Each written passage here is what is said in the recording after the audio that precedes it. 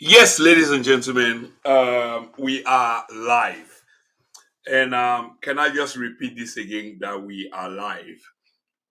Can I use this opportunity to apologize? I mean, every time we're apologizing, there is a fable, there's a storyline on black people generally.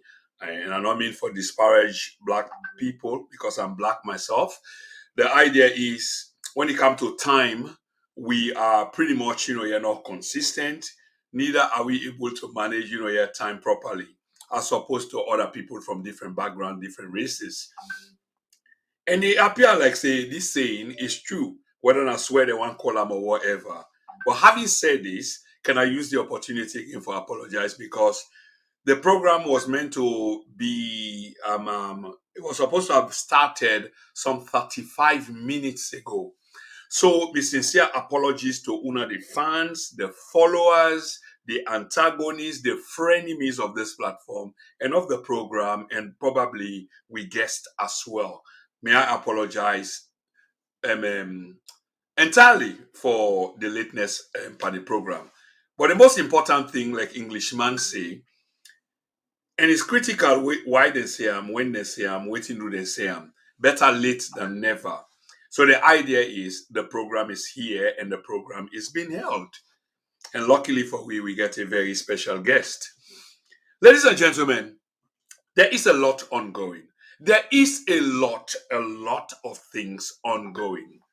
And we dey talk about republic, we dey talk about political parties. So we can talk about intranet and we can talk about external, yeah, issues as well. So intra-party activities, I mean, basically things where they happen within political parties them and outside of political parties them, which will mean the general politic, the body politics of a country.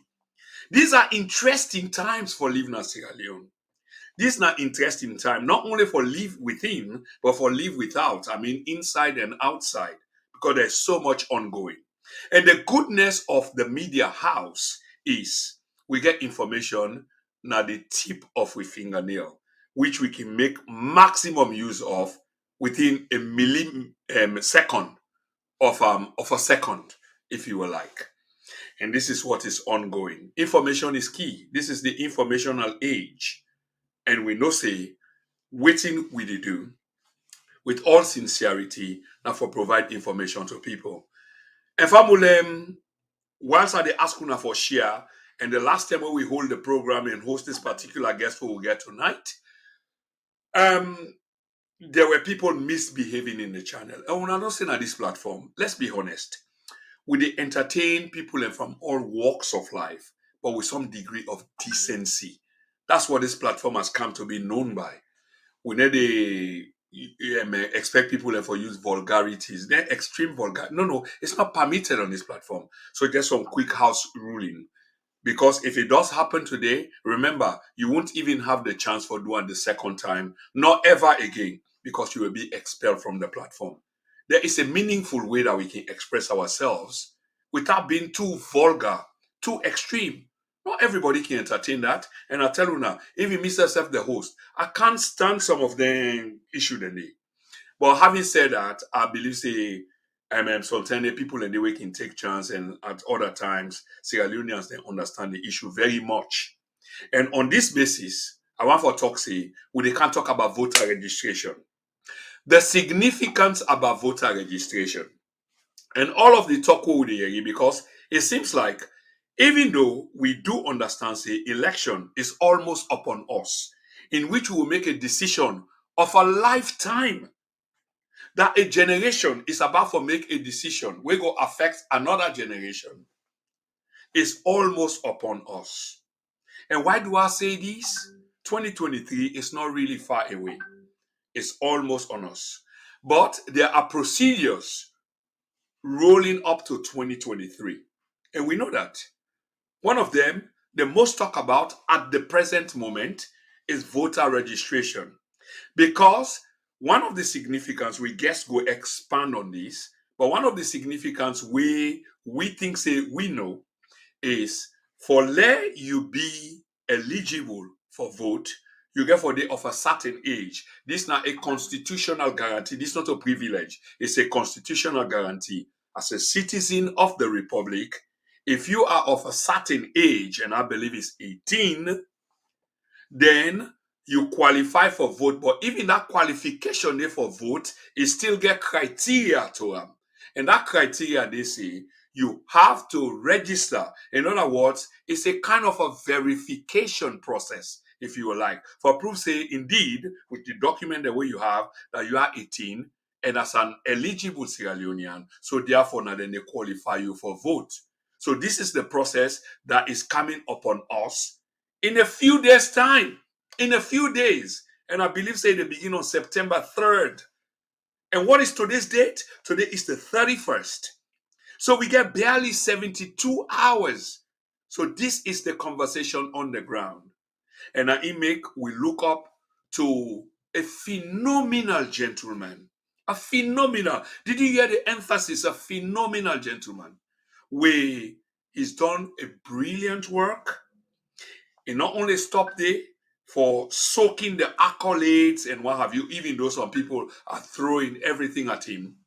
But the issue here is when the public shall adjudicate, when history shall adjudicate on the people that will shape the opinion, the mindset, the ground of the future of a country from the morass that we find ourselves in, into waiting one go into, in which at least we grandpicking them, we great grandpicking them, go appreciate, say, at least we left them something. Because for now, there's nothing, it's been shaped. Who are those responsible for shaping a narrative? There will be few names called.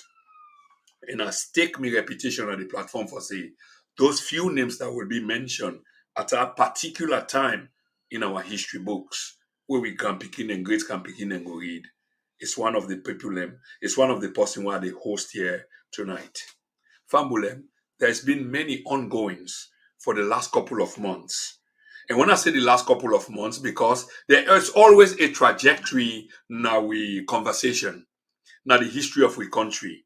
In 2018, you see, every time you want to talk about something, something else comes up or props up. So therefore, you therefore go back and back and back. And before you look, you are at independence, 1961, some 60 some more years ago, and even beyond. But we are getting clever enough, say we will not make them conversation and they or then argument and they. It's about where we are. How do we shape the destiny of we country where matter? And every 5 years, we do have the opportunity as per constitutional guarantee. And all the mechanics, where they beyond this constitutional guarantee about elections for decide on a new leadership. Whether the old you want, the incumbent, or whether you want something new.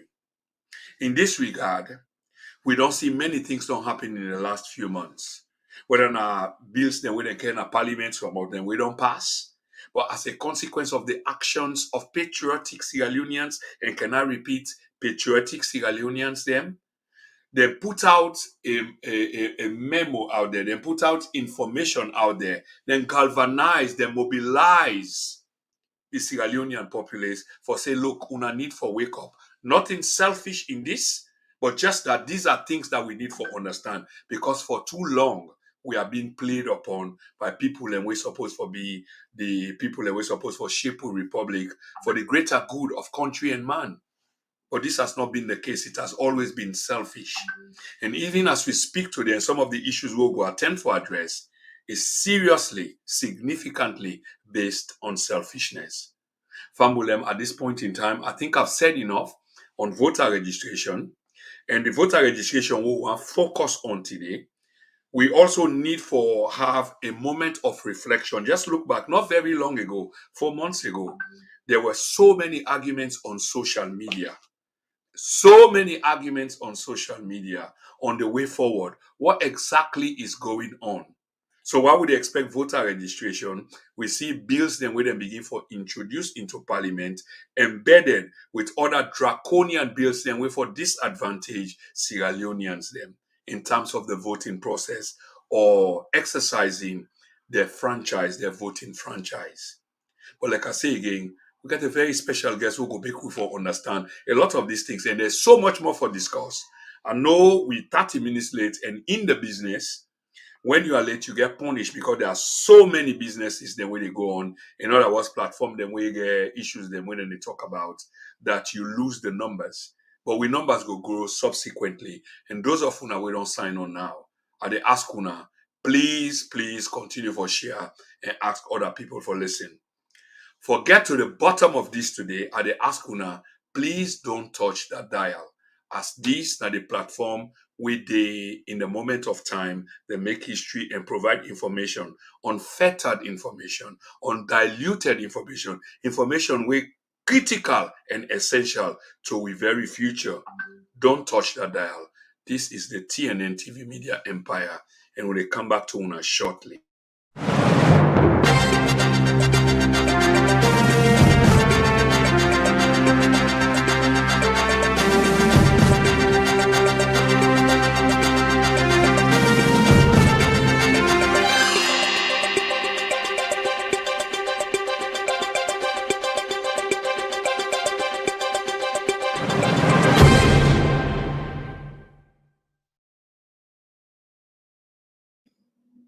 Okay, ladies and gentlemen, it's about time. Today is none other but the last day of August. We're not going to be seeing August at any time soon until next year at some point in 2023. So it's the very last day of August in the year 2022. And it's significant, very significant. And we're going to be discussing something really of interest to Sierra Leone and them. And I want for the Sierra Leoneans to hang on to every word being said on this platform here tonight.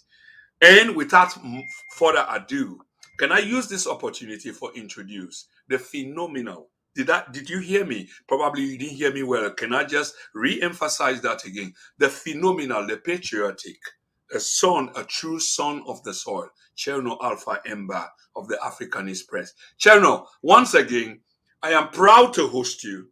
I am extremely happy to host you. As you can see, every nuance, well, in my body language, in what I say, I am so pleased to have you on, brother, because we are talking about the future of a country, the significance of a country, whilst we are trying to out those who are undermining the progress of the country with a selfish design. Welcome to the program, brother. Yeah, thank you very much for the opportunity again today, and it's always a pleasure to be here. We just get to continue for spread the word, talk to the people from this distance, and help people to understand the reality of the situation as we understand them. So thank you very much, and continue for salute Then and Now Media group for the courage and the determination and the sacrifice for bring truth to the people of Sierra Leone. So yes, I look forward to the conversation again today. Absolutely. And I just once again for apologize for the for a number of years now. I do understand the consequences of running late and the competition as well. But when you bring quality guests, it's just a matter of time. It builds up. And the evidence is there. If una want follow, una can go to we last program, how we started, and where we are today. But we're not here for blow your horn because we got many others. We buy into what we are saying, backed by evidence. Mr. Ba, just for go straight to the point because we are 30 minutes or plus into the time. Can you use this opportunity for tell Sierra Leoneans them or bring Sierra Leoneans them up to date with a campaign where you were leading, championing with many other serious Sierra Leoneans them will be so critical and essential in terms of justice and social fabric of a society. And they talk about the Right for Justice campaign, which began shortly after the August 10 protest, in which the lives of Sierra Leoneans were lost, blood spilled. Where are we? Yeah, the Right for Justice campaign is making progress. We get with Sierra Leone investigation, and we don't put together a group, a sophisticated group of people from across the world. We increasingly they volunteer for assist. So far, we don't collect hundreds of messages from Sierra Leoneans across the north of Sierra Leone in Freetown, and we still get messages from people. We don't start a process of filtering those messages. I will announce that we don't get well over 700 entries via WhatsApp alone, of people talking about different kinds of brutalities that they experience, both during the hours of the protest and subsequent days, and even up to now. And some of the other messages again include treatments that people are receiving in detention stations, police stations where they are detained. We even get photographs of people within um, police detention cells, lock up, and we get messages of people going to court and being denied bail and taken back, and all of that. So that collection of evidence is ongoing, and we also get a skeletal group of people or a preliminary group of people already on the ground who are also um, taking on assignments of verification. So basically, investigation they in progress. It has already started with a team of people there. Um, I think key thing that don't happen.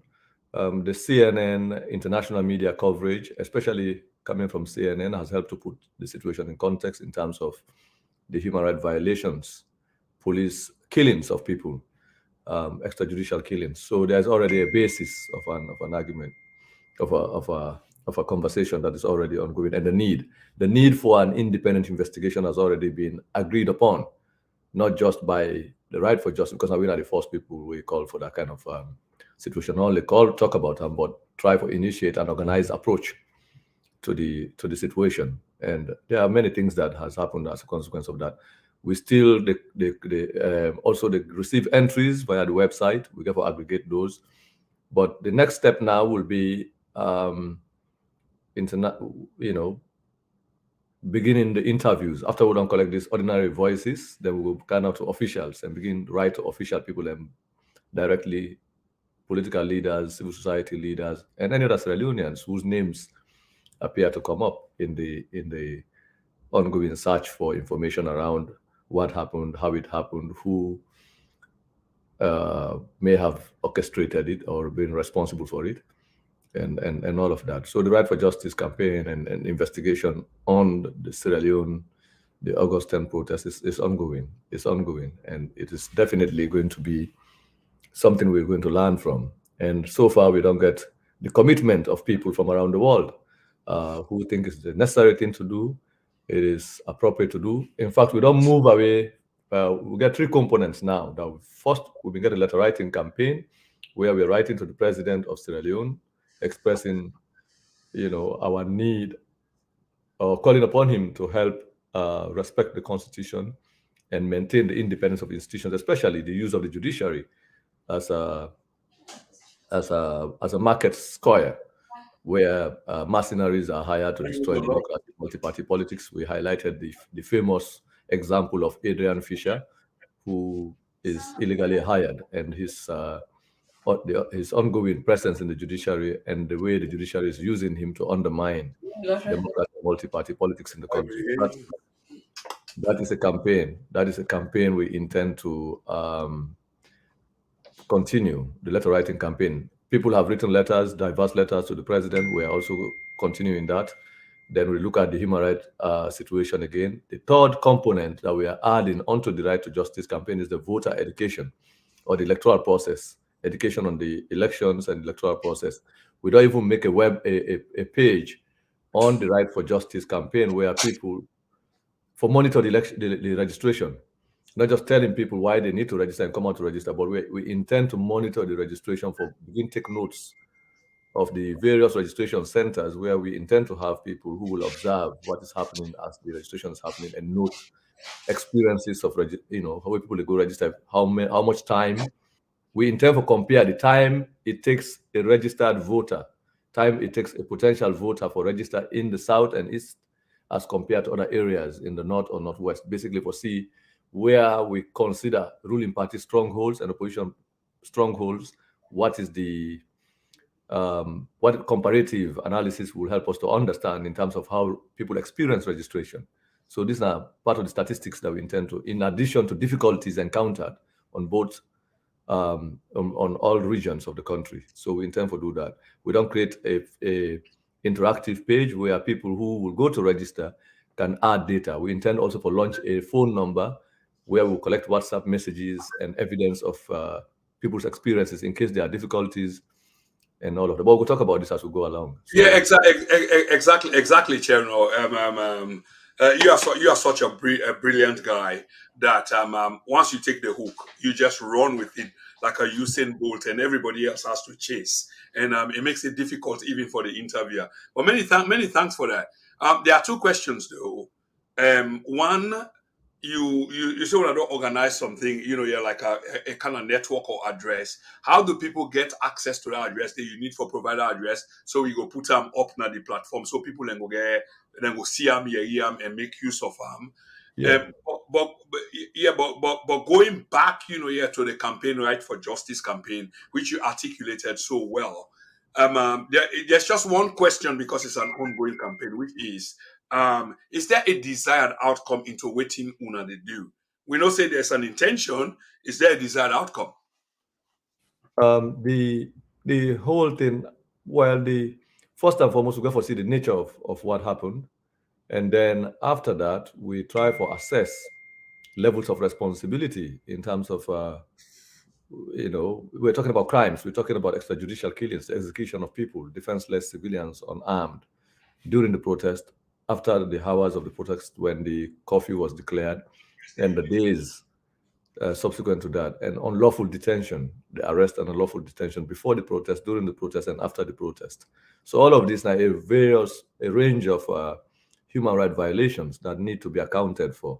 And if the evidence reach a particular threshold, then we intend to appeal to international organizations for seek justice for individuals who are victims of these organized violence, and the perpetrators of these kinds of violence, they have to be held responsible. They have to be held responsible for these kind of crimes that are committed, because now crimes will not just affect national law, but they also have implications when it comes to international law. And the nations around the world frown at these kinds of situation, the taking of human life. The right to life is the most fundamental of all human rights, is the key.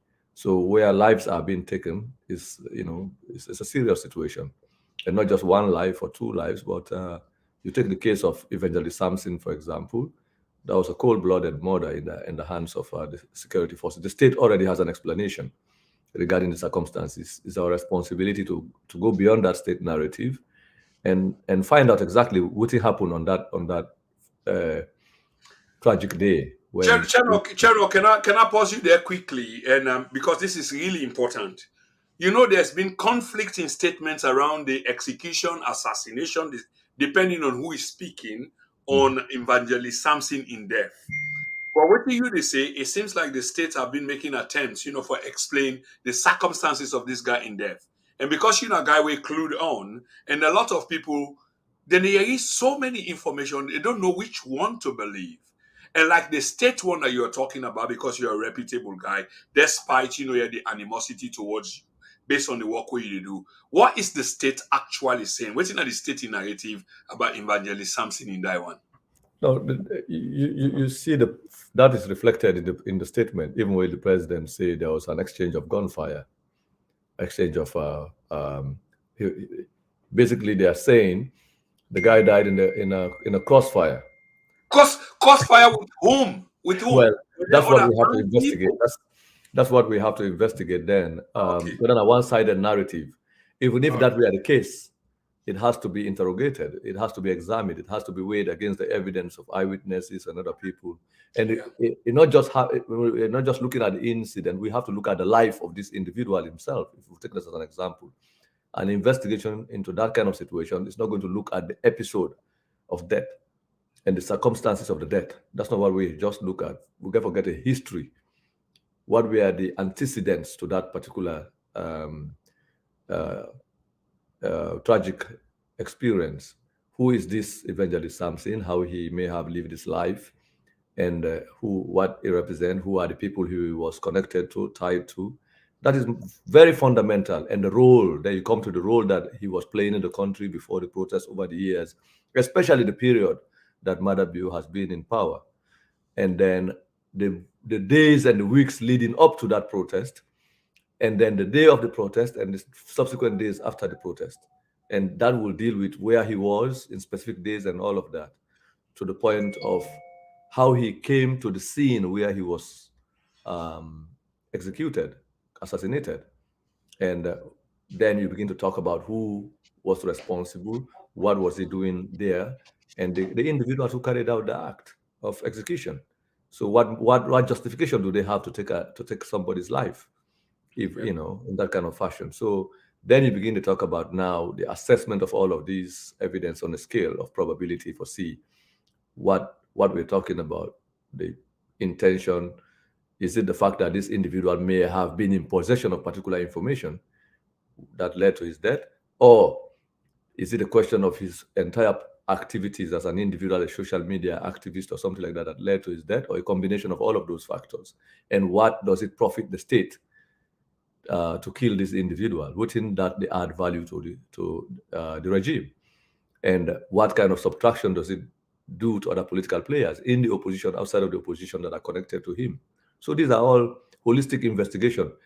I like to approach these kinds of questions from an open slate, with all, while you have a hypothesis of an investigation, but that hypothesis goes into looking at the man's life, and his activities, his work, and how he became the target of the state or the target of other political groups in the country. Because we talk about government, but in the state, in the question of Sierra Leone now, we're dealing with state capture, where it's not just the ruling party, other interest groups in the country that have a stake in maintaining this politics of corruption and dictatorship and loot of public wealth. Whether in among professional groups, among trade unions, civil society, media, businesses, and other kinds of interest groups in the country. Then you come to politicians and political groups, But what you they see is an entrepreneurs of violence, a situation where violence has become a business of political elites who use violence in various forms: psychological violence, uh, um, the currency of dialogue that is anchored and shrouded in violence as a form of intimidation and oppression. Because now you see Mamikos is a common currency of political dialogue. How did we come to that? And how does that lay the foundation for other kinds of violence? We have to typologize these kinds of violence from the kind of language of violence, the communication, and how we arrive at this point, and what profit, how does that serve as a currency of political engagement in the country, and who are the entrepreneurs, the people who own these actors of violence. So I think, say, the objective here is to have a holistic understanding of the Sierra Leonean political landscape, the violent landscape, how it was incubated, the incubation point, to the point where we are now arriving at these levels of explosion and implosion. So personally, as an individual, I look at it as a scholarly approach, in as much as an investigation that might generate the need for prosecution, the need for justice. So I hope myself and my colleagues who are interested or who are working on this will arrive at a reasonable and a groundbreaking understanding of the Sierra Leonean society beyond what we look at on the surface. It's a serious situation where political groups, political leaders have monopoly over violence, or have masterminded. They don't take violence as a weapon, as a tool. We'll talk about violence not just for box and fed, but even in the dialogue, the insult, the vulgarity as a currency of political engagement, vulgarity that involves the description of women's private parts. I mean, so these are all various levels of violence before we come to the armed violence that we're talking about now on the street, where people are killing each other, including the state, and civilian violence in itself, thugs and groups, and a colony of gangsters, as I define it, with entrepreneurs of people who control groups whose business is to unleash violence, various kinds of violence. So if we not understand, and we're not going to know which kind of actions that need to be taken to sanitize the political environment. Politics should not be about warfare. It should be about the the debate on public policy should be about ideas, should be about dialogue and conversation. Principled disagreements in terms of how do we improve the society, how do we make society better, how do we develop public policy both for economic development, social development, cultural emancipation, and all of those kinds of things. And we build a healthy society with values, with character, a nation with character, with values.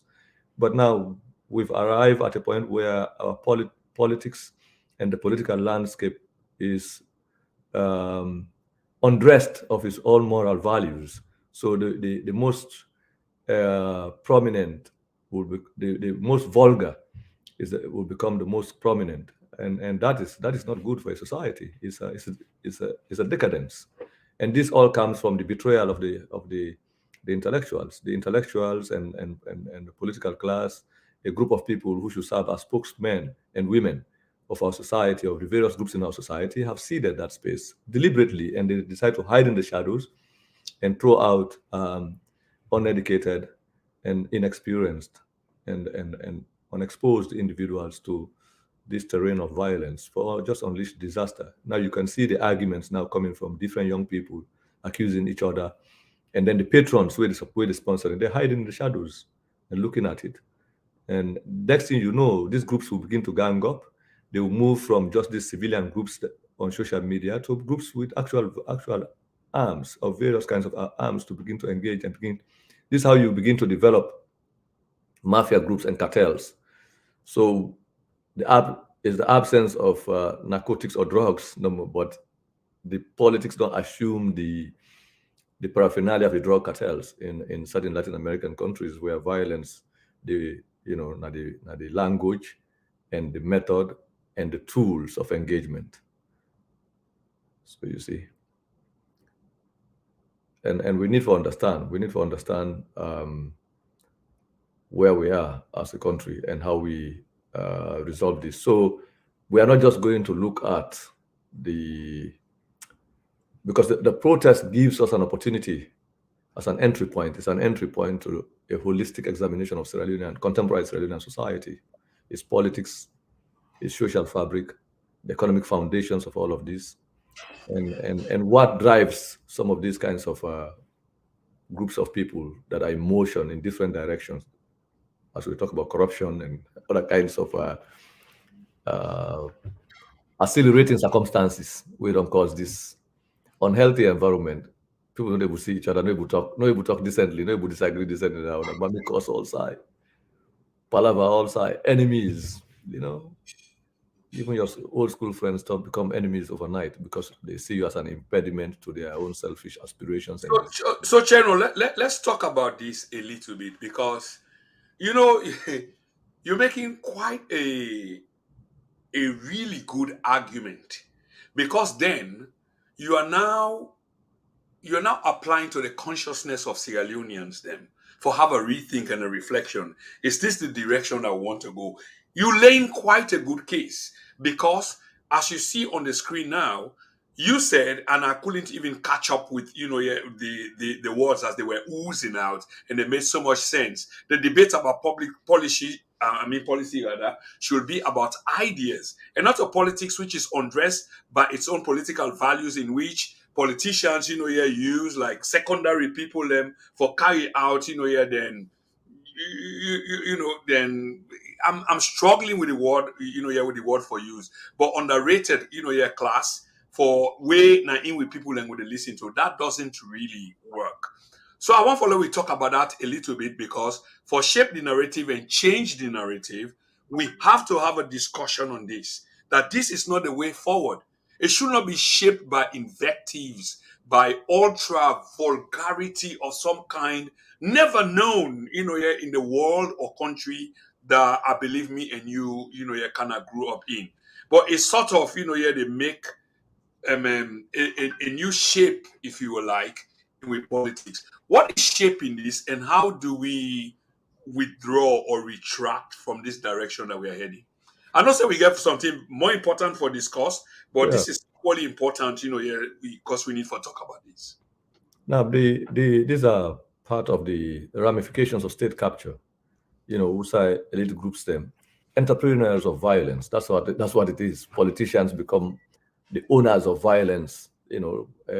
Violence as a language of engagement in politics, violence as a physical form of political where ideas are absent, and this got to do with the politics of thieving, stealing, corruption. People do not arrive in positions of authority as a consequence of the ideas that they have, but because of the clientele, these patronage networks of loot and stealing. Like I describe a colony of gangsters where everybody is a thug, in the political space.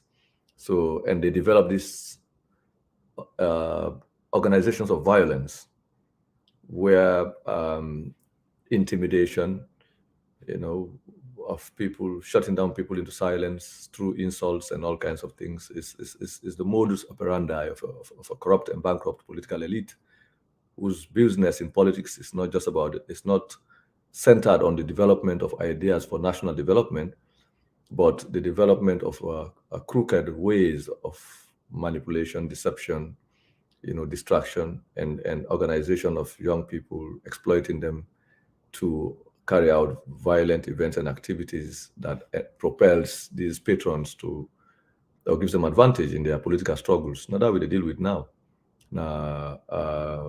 Salon. So, but what make them here exist so because people who should serve as thinking representatives of our society, both in the media, in the academy, in other professional organizations, are also part of this network of theft. Because if you have a university, for example, where almost 90% of the people who staff in the universities should, as someone would say, they have no business being there in the first place. Everybody with a PhD in a terminal degree is looking for state appointment, is looking to be incorporated into the political groups that, because that's the only avenue where they realize better salaries and better conditions of service. Your relationship with these political networks will be said their own ambition for just thief public money. You take a judge or you take the nutritionist of the president is paid twice the salary of a university lecturer, a senior lecturer. So the university lecturer with a PhD go thinks, why I spend my time at the university become a professor? And your students now who have become the party organizers, party executive at district level, they don't fete, they don't get a small network of people and fed for them flag bearer at the end of a be president and then push them. Now the various agencies, when they go there, it's a reward, political compensation. Like you see a few days ago, the head of the public petroleum regulatory agency went to the SLPP, I think that Kenema Obo. He get this Okada there, over 400 Okada lined up. He instead of going up at a gas station, they pump every Okada 3 liter, every Okada 3 liter free as part of the voter registration drive. So this individual would not have been in the capacity to do that if he not been there at that position. And so basically they steal public money and then pretend they are generous with the stolen money. Because in the serious country, that kind of individual should be booked by the law enforcement, whether it's anti-corruption or any other investigating agency, and questioned regarding where did that money come from? Where did that charity come from? And what's the basis of that? Because that's 3 liter of Okada 400. They posted and then published now a press statement glorifying this individual for being generous. And that generosity, if you investigate, it comes from this is the same individual who took public money that was allocated to run this agency and donated to the foundation, the Mada and Fatima Bio Foundation, a private NGO owned by the president, the wife of the president. They have a bank account in the Guarantee Trust Bank. So over 200 million that we tracked no more donated to the Mada and Fatima Bio Foundation from PRA. This is the same agency that also gave money to SLPP newspapers in the name of advertisement. The same individual went to one of the SLPP strongholds a few days ago or a week ago and donate fuel 3 liter to 400 Okadas and Okada riders. And then they have these newspaper publications now, where they glorify as a very honorable gesture. The man, a good man, they promote youth advancement in line of President Bayou's advancement of youth, seeking the interest of the youth. This is in the southeast. Meanwhile, in other parts of the region, the same young people are being harassed and arrested and detained and chased away of their own location. So you see, this is what we're dealing with. So that in itself, now the other forms of violence we're talking about, where you loot public money, you take 1% of it and you pretend you are charitable. So it develops some kind of an idea or a social kind of thinking where they think public office is the avenue, like a lock. That's why you see that when they appoint somebody to a head of a parastatal or government agency or ministry, everybody celebrate, they congratulate the individual, because basically you've landed into a space or a place where you will now be in charge of state money, and then you are going to develop a method or a scheme to which you divert that money to personal use and then begin to share that kind of loot to the country. So then everybody thinks now we will become part of Dandy. So this is why you see people fighting even in political parties. This violence you see in parties where factions develop, faction leaders, rebel leaders in political parties. Everybody get your own faction, get your own rebel faction, your own followers there. This faction, they fight this faction. Everybody want their own factional leader to be at the top of the ticket. You know, you go hearing out and they say, for that's what you have in the APC, where different factions, big six, this other group, the parliamentary wing, this other group, say all man the fight for be making your own flag bearer then at the top, because they are not fighting based on policies of these flag bearers. They just want whether you man there on top, so that in the next, if they succeed for take the state, then that's how they share the appointments. Then becomes compensation. Now we've been there, now we fight, we will suffer. We will suffer. They don't let we, they don't appoint other people. So politics becomes the avenue for survival. And this politics of survival and compensation, political compensation, and the overarching idea of using political power as a basis to loot public wealth, then don't cause the crisis in the whole country. So even if you are well educated, you, for example, how do you account for the nutritionist of the president with no qualification, even a nutritionist, earning twice the salary of a university lecturer? A political appointee's monthly pay is almost twice the annual salary of a nurse. We don't publish all the details there. So and then we call for harmonization of salary. Say, okay, if you pay the teacher the same amount of money they pay some of these political appointees, nobody will care about it. What they will care about is the policies that will increase welfare and benefits for teachers. So the politicians don't go talk about that. They leave these public sector workers to be under deplorable conditions. And then the political appointees with no qualifications are rewarded with jobs, and they design special benefits and salaries for them. So a reward for their dedication and commitment and then loyalty to this rebel leader in the political party who is in charge, who they fought for, that arrived at the apex of governance. So all this Mami Kosu, they see, so all this now, people, they've become entrepreneurs of violence, using that language of violence, physical, psychological, so that they will arrive at a position where they will command control of political parties and reposition themselves in pursuit of state power. Once they arrive at this position of the state and control state power at national level, then they reward all of these insulting brigades. I call them vigilantes, cyber vigilantes, political jihadists, and now you get vulgar brigades. So these networks of violence developed by these police and the politicians. Can you for effect, cinematic effect, can you repeat those descriptions again? So yeah, that do it again. Then you get Mami calls brigade now to cyber vigilantes to in the SLPP, I mean they call the cyber camajos. So you see this is at various levels. All of this when they fight for not only it has not to do with principle, ideology, vision, values. No, they fight for their own leaders, these entrepreneurs of violence, for emerge as the leaders of their political party. So they get to the state and then they reward and then share the loot. It's all about looting. So I have always talked about the day when we address the question of wages, harmonization of salaries, people begin to earn a living based on their qualifications. Nobody, for example, with a PhD will leave the university if he or she is well paid and try to be a consultant at State House under a president who could barely read an essay, his own And speech. that was I going cannot to see be that. my next conversation with you, Chernoh. And the reason why at the beginning of this program I refer to you as phenomenal is exactly because of this. I'm not mincing my words. I'm not trying to be how do I patronize it. Of course, there's nothing like that. But even as we speak on my phone, I'm getting messages. It's like that's why we love to see you bring in this guy. That's why this guy is brilliant. And the messages are there. I've just got about 3 or 4 of them. In other words, somebody cited what you did with this government official that went and issued liters of petrol to Okada riders and try for justify, in some kind of a different sense. Very interesting. But my question to you, and Fabulem, I just want for a reminder now, we haven't even gone to the topic for today. But of course, we will phase out gradually into the topic for today, which is the hottest topic in town, and that's about voters registration.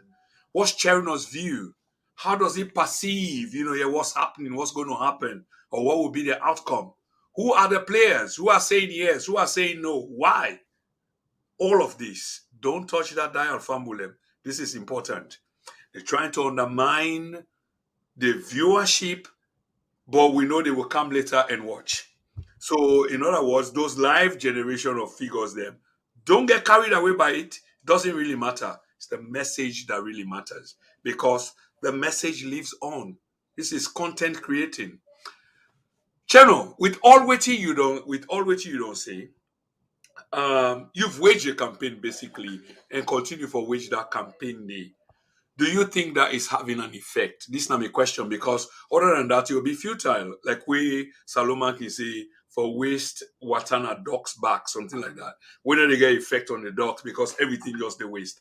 Do you think that this campaign that you're waging, conscientizing Sierra Leoneans, them, bringing to light what is in the darkness about them politicians, them, where they come and use them and abuse them every 2 year, 5 year, do you think it's having an effect?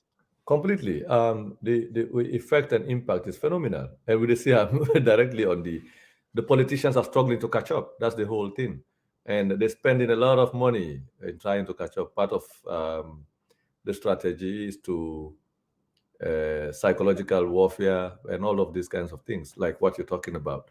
But the impact has gone beyond the borders and boundaries of Sierra Leone.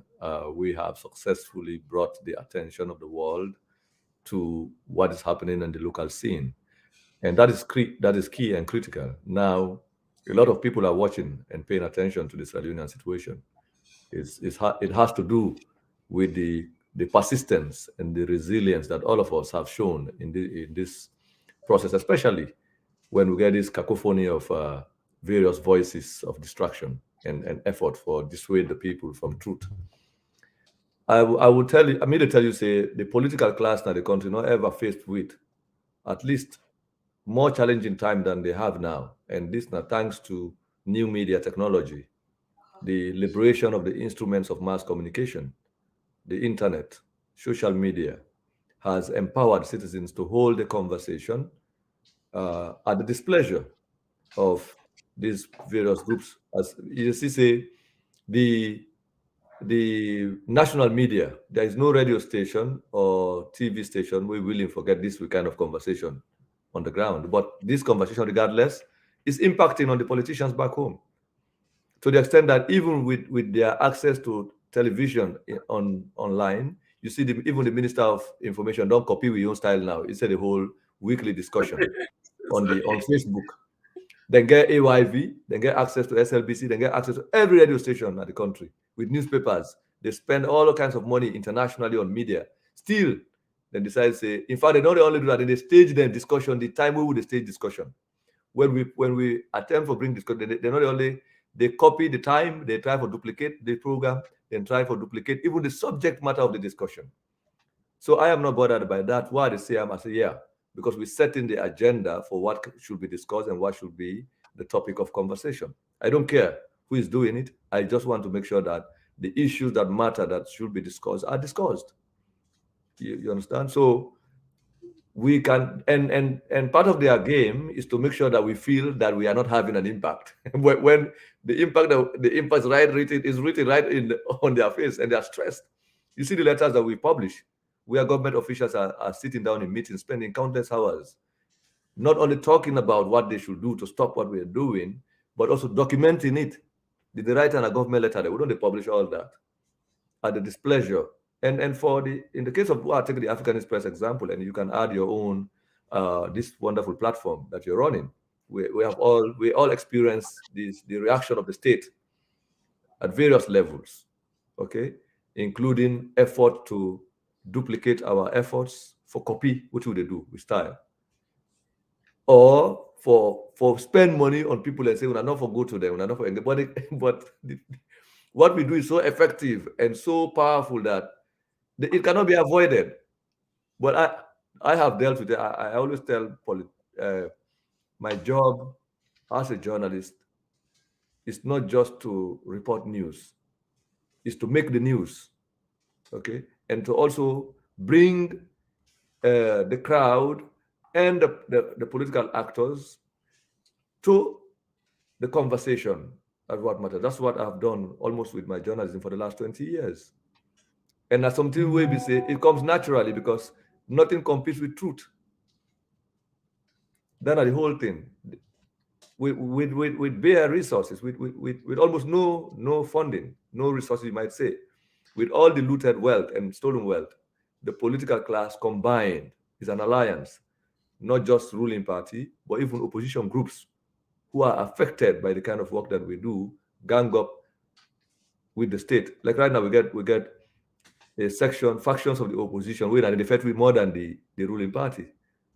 You will see, because they have to do that bidding for the ruling party because they are in bed with the regime.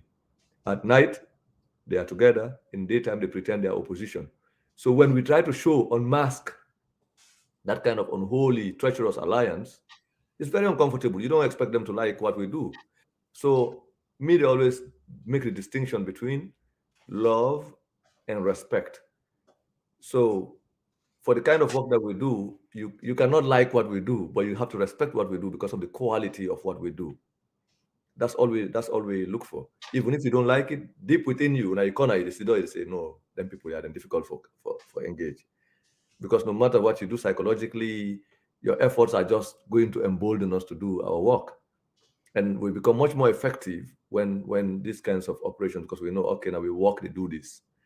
So when it comes to love, it's your family, that's a subjective thing. Your family, if you are a father or a mother, a parent, or a child, you try to make sure that your siblings, your family members, your wife, your spouse, they have to love you. So that's why when you go out, you come home, you have to bring a gift for the kids, you bring a gift for your because that's subjective relationship. But in a professional engagement, what you care about is the quality of the work, the discipline, the values that you represent. People will respect you for that. Once people learn to respect you, once people respect you for the work that you do and the principles you stand for and the values that you represent, over time they will learn how to love you Yeah. in the professional setting. Yeah, Chernoh, Yeah. I think you are absolutely right. And I have no doubt that history will judge you well because you're speaking from the heart. And this is the difference. And this is what people need to understand. And when I make these statements, yeah, I mean, they are profound, they are historical, because long after we're gone, the judgment will be made. The judgment is being made now. But there's so much confusion on the landscape that we can understand exactly what's happening. Just like you're saying, government is kind of reactive. In other words, you're trailblazing the conversation. You are shaping the atmosphere and the landscape in terms of the politics, understanding the senior players and the players who are trying to divert our attention from the real cause, which is plaguing the Sierra Leoneans, the cost of living crisis, the financial burden on Sierra Leoneans. This is what you're outing. And this is why, unconditionally, I believe that history will judge you well. But I think we've said this much, although Time is never really enough for the kind of conversations that I want to hold with you, but you've done brilliantly well. So I want to shift gears a little bit and come to the conversation of the moment, which is about voter registration. Now, Chernoh, in my opening monologue, I did mention something about voter registration, which is the conversation of the moment, and elections is almost upon us, and it is a criteria that eligible Sierra Leoneans, in other words, for you to be declared eligible, you have to go through this process. But it seems that there are calls from certain quarters that the voter registration should not go ahead. And it's coming from some places where you will expect that this should be to their advantage if they've been calling for a change of government, that they are upset with the Julius Maada Bio government in terms of how they have been governed. Now, the opportunity to democratically, potentially, if I may add that, change a democratically elected leader is upon us. But a quarter or some quarters of the opposition are saying, no, no, no, no, no. It's not necessary right now for us to do this. So, Chernoh, again, without much ado, my question is in two folds, although I've got many to follow because I will listen to your response. In terms of the voter registration, straightforward question: is NEC actually prepared for this voter registration process? And who are those behind, especially from the opposition side? That is, if you agree with me, who are calling for a cancellation or postponement of the registration process. I think there are two aspects. Both questions are very they are related and also quite important for understand. So I will take the second part of the question, which is this idea of discouraging voter registration. As it is, we been on talk say under the current circumstances, with the failure of the government, both on the economic front and the toxic political environment, violence and corruption and all kinds of abuse, human rights violations and all of that, the government has lost favor in the eyes of the people.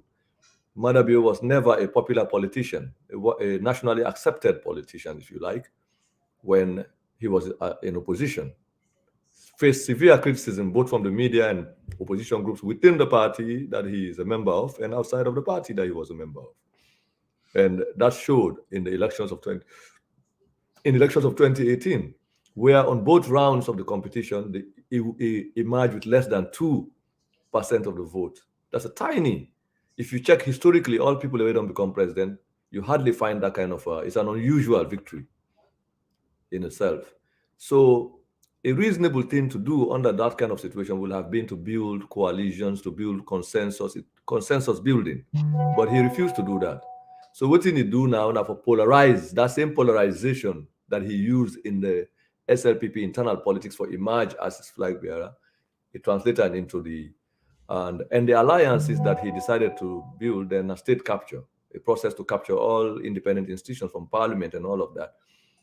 And it also comes from the perspective, from the approach that the APC crisis in itself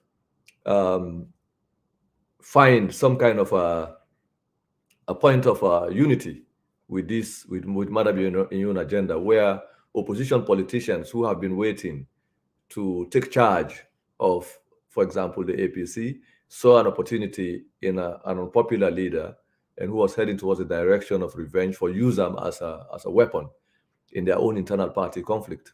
So you have this situation where corruption has been reported, massive corruption, we not just show corruption, say Madabio corrupt. In the case of, like you take the example of the Africanist press, we provide precise, detailed evidence of corruption.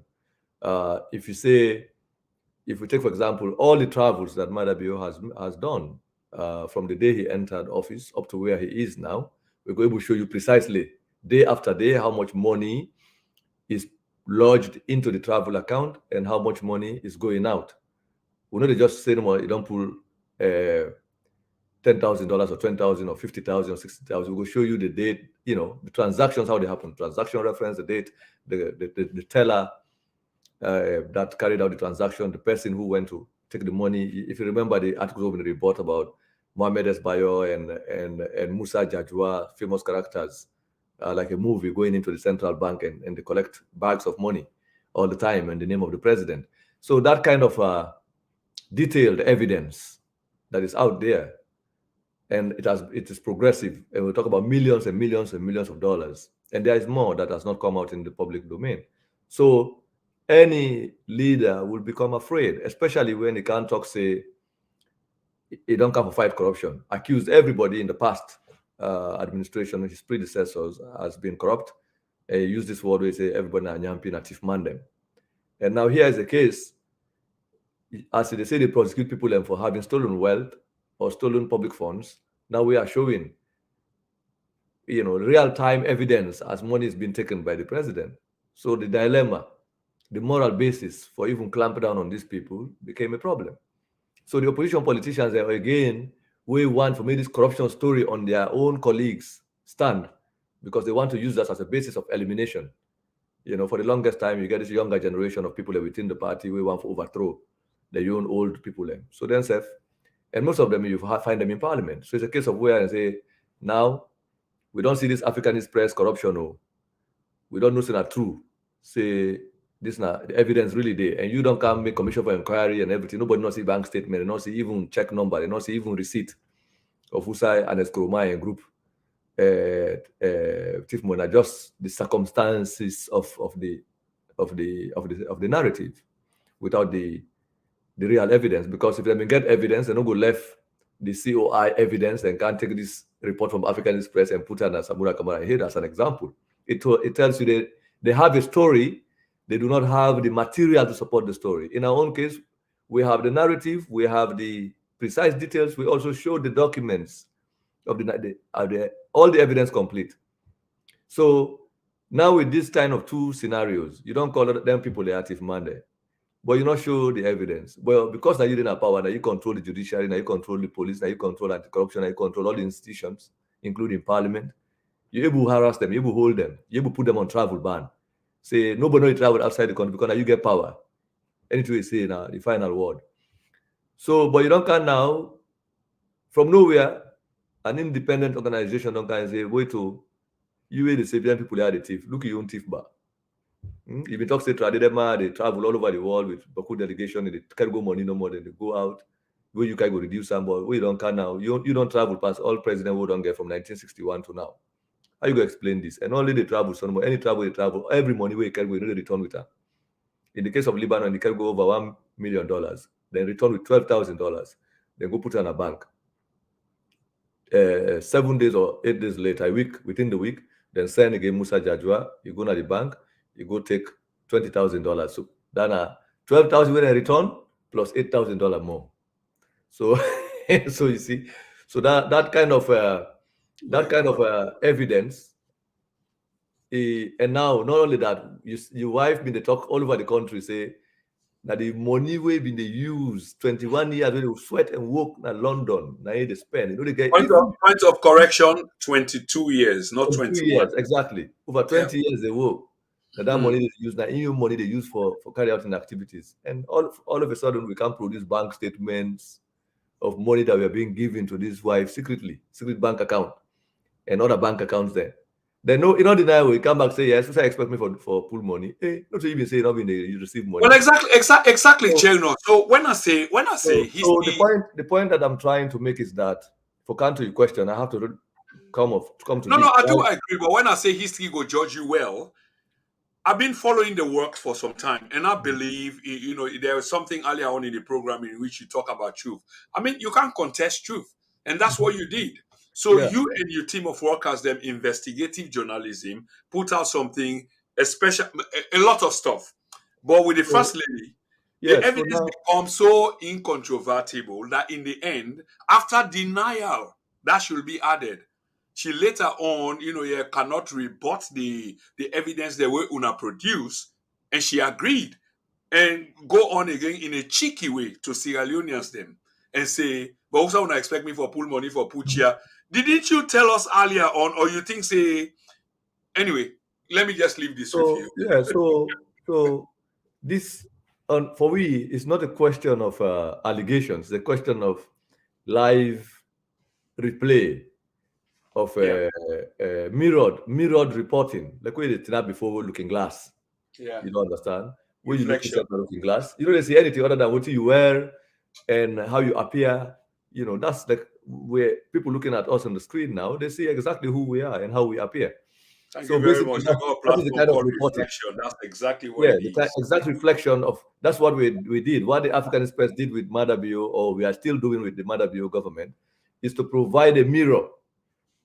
Say, when I look at the government, but when I look back, there's no difference between the what the government is doing and what we are showing. It's exact. So it don't become terrified. The opposition now tell us, okay, now we're not going to raise these questions in a parliament too, because in a very serious parliament, where the opposition is a real opposition, don't forget about politics. They have a responsibility, a constitutional responsibility, for invite the Ministry of Finance and the bank governor for say, come explain to we A, B, and C. How did you give money to the And you wife are of saying that the? this has not been the case. You don't understand. So the reason why it not be the case because they use that corruption. Now the president don't lost the moral face internationally and nationally on the basis that he is elected on the campaign promise to fight corruption.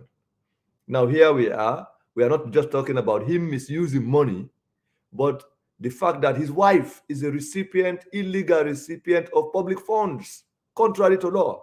And this is something the wife did not deny. Nobody in the first place, even those who are supposed to receive public money, are not supposed to receive that money without parliamentary approval. And when they receive money based on parliamentary approval, they have to go back to parliament to explain how they use that money. Yeah. And so, which is the purpose of audit. If the audit service finds that the money assigned to these public officials who are supposed to be recipients and caretakers of public funds is misused, there are sanctions to punish those individuals. That is the essence of audit and why the audit should be debated. But here we are talking about not just an agency, not just saying that somebody is supposed to receive money, misuse money. Someone who has no business, who is not authorized by the laws of Sierra Leone to be a recipient of public funds, was a clear recipient of public funds under the table. When we reported it, parliamentarians said they were shocked. They wrote a letter that was jointly signed by the APC leader in parliament and the NGC leader in parliament to the Speaker of Parliament, saying these people need to come and explain. Now, that meeting never happened, they never would serve.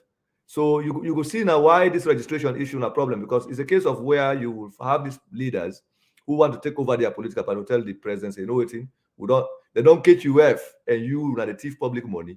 We say we may not talk say we own party be the thief. So now if you come on a power, then one day accuse it and then thief will put them on travel ban right now.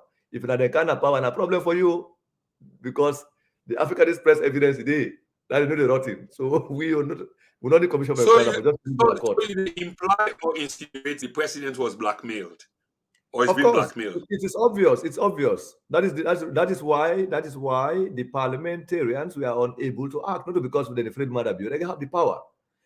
Because take APC, for example, the law talks say they can demand a meeting in parliament. They can convene parliament to specifically talk about this illegal allocation of public funds. But we're talking about over $5 million.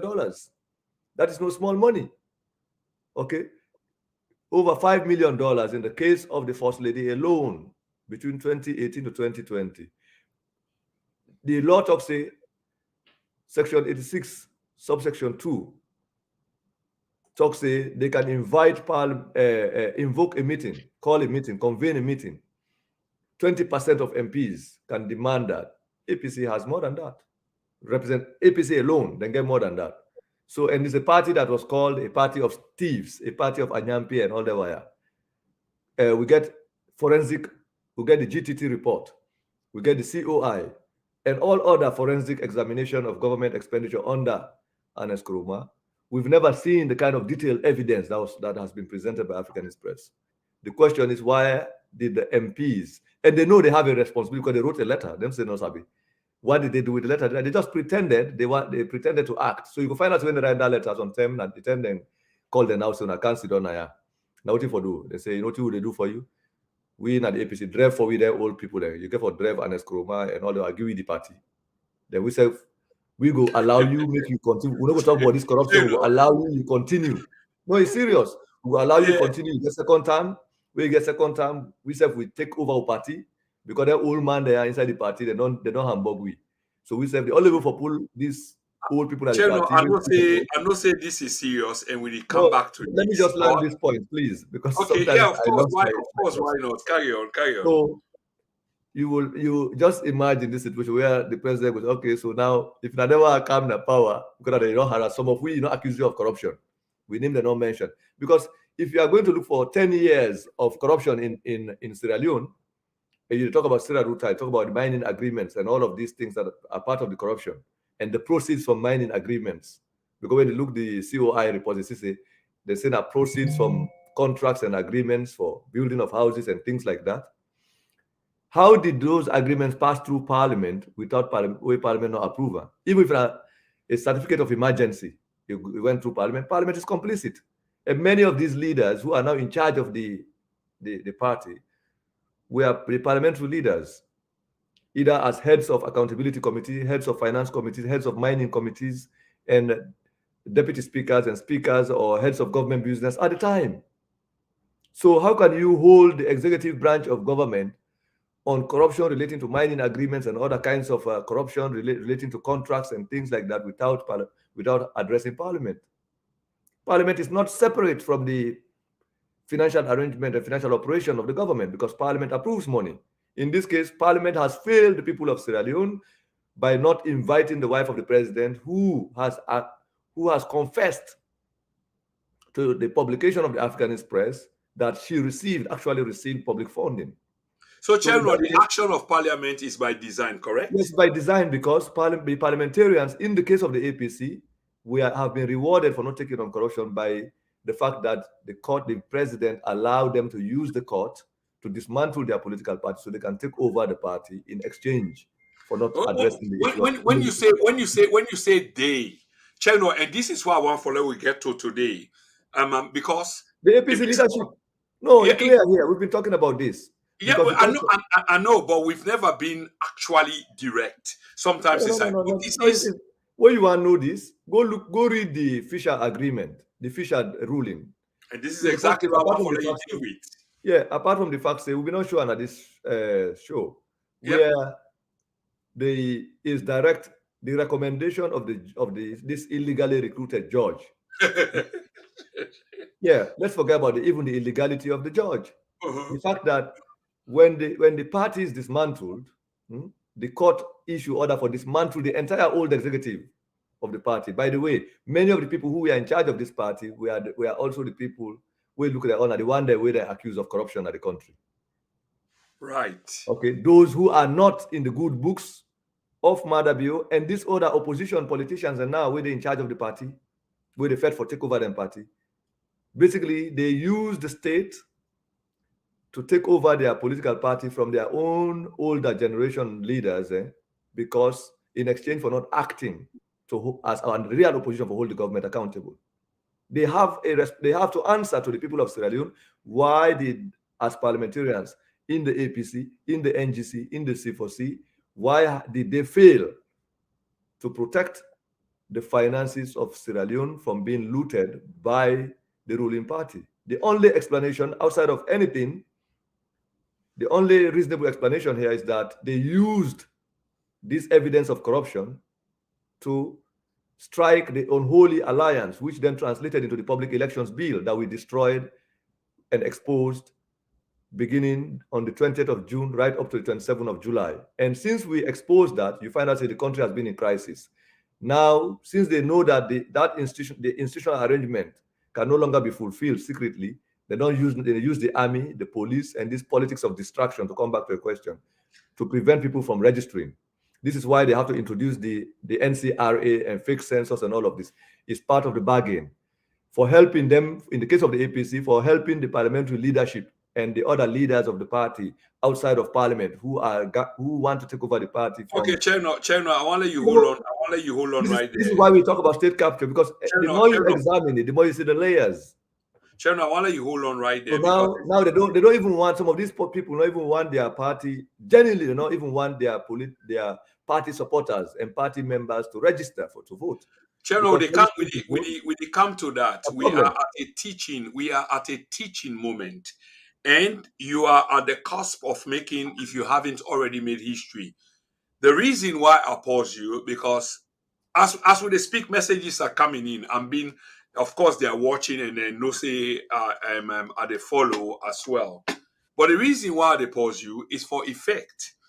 Um, and I call them a teaching moment. Now you talk about NACRA, the registration process, and then the NIN and how they kind of related.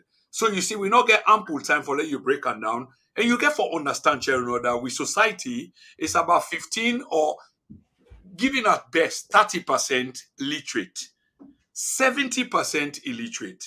How do we get this kind of message to a layman's view, because that's what we're trying to speak to? Other than that, the politicians will continue for play on the minds of these people because it's so intriguing, the intertwining of all the activities there.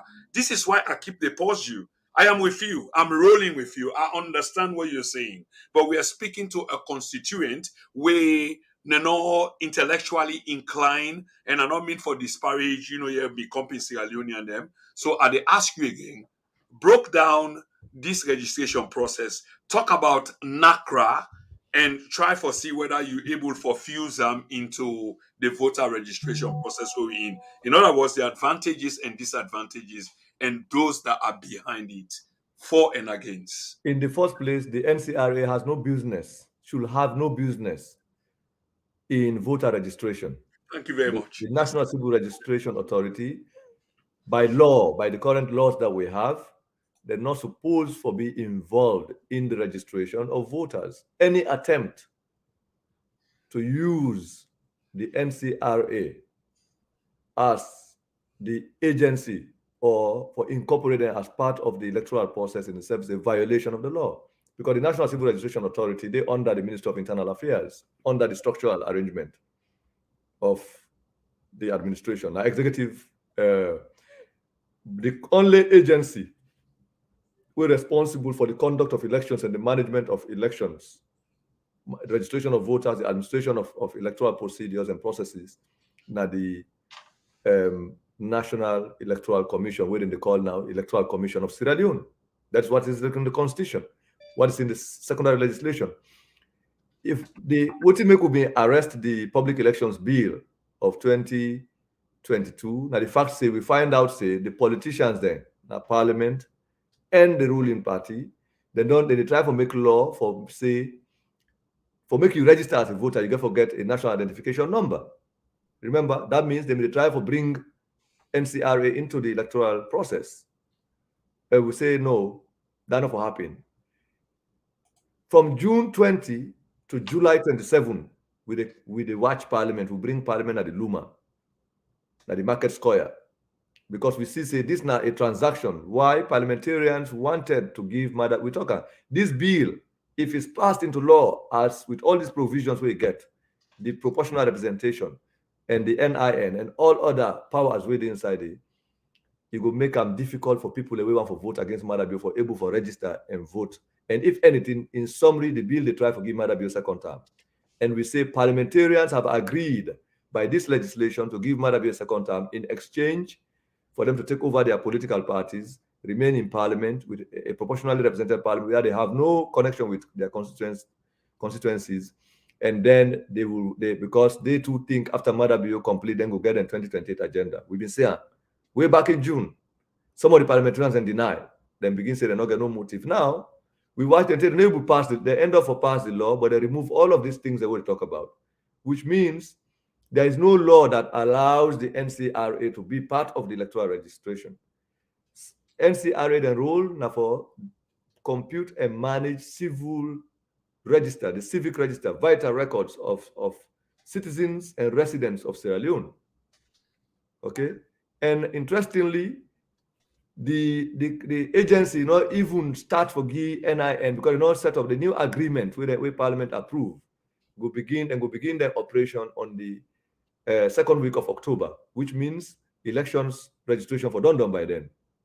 If there's no extension, the electoral registration process should end by October 4 or October 3 or 4, thereabout. You find out, say, NACRA for begin a full-time machine and decentralization of the giving of ID cards, where the company says we check the company will get the contract tied to the president and the wife of the president. So that are different corruption, parliament approval without inspection, without even bidding and all kinds of things. That are different aspects. But what am I trying to say? Now, they talk say where people in the register, you get for then you get two, now parallel registration you do, double registration, two forms of registration.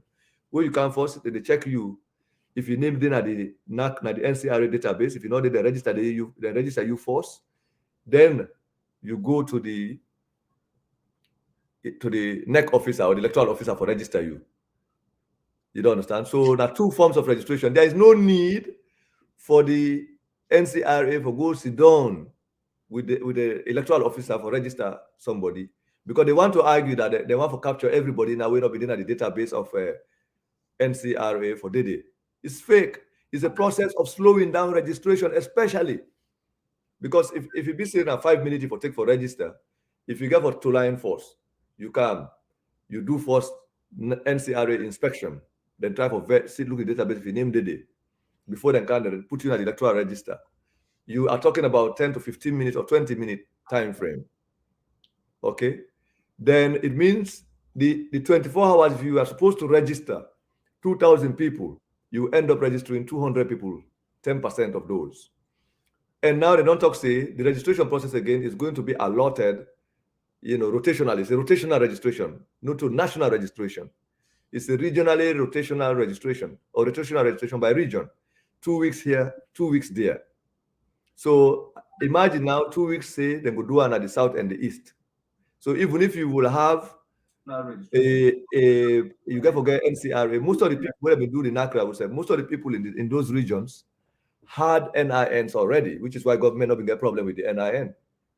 Because they've been, that's all. We people have been trying to get NCRA and NIN last time in western area and the north, and they no people register. So that data will have been captured by NCRA during that last year, May, where they make sure, say, 1990 announced as the midterm census. No census where Malam Oden do now, the statistics Sierra Leone. There was no census. So because they don't announce the NCRA database, which shows more population registered in the ruling party strongholds, that is the data they want to use for the elections, because then they have a predictable outcome of an election which favors Madabio already. Now this makes them talk say that first round they win.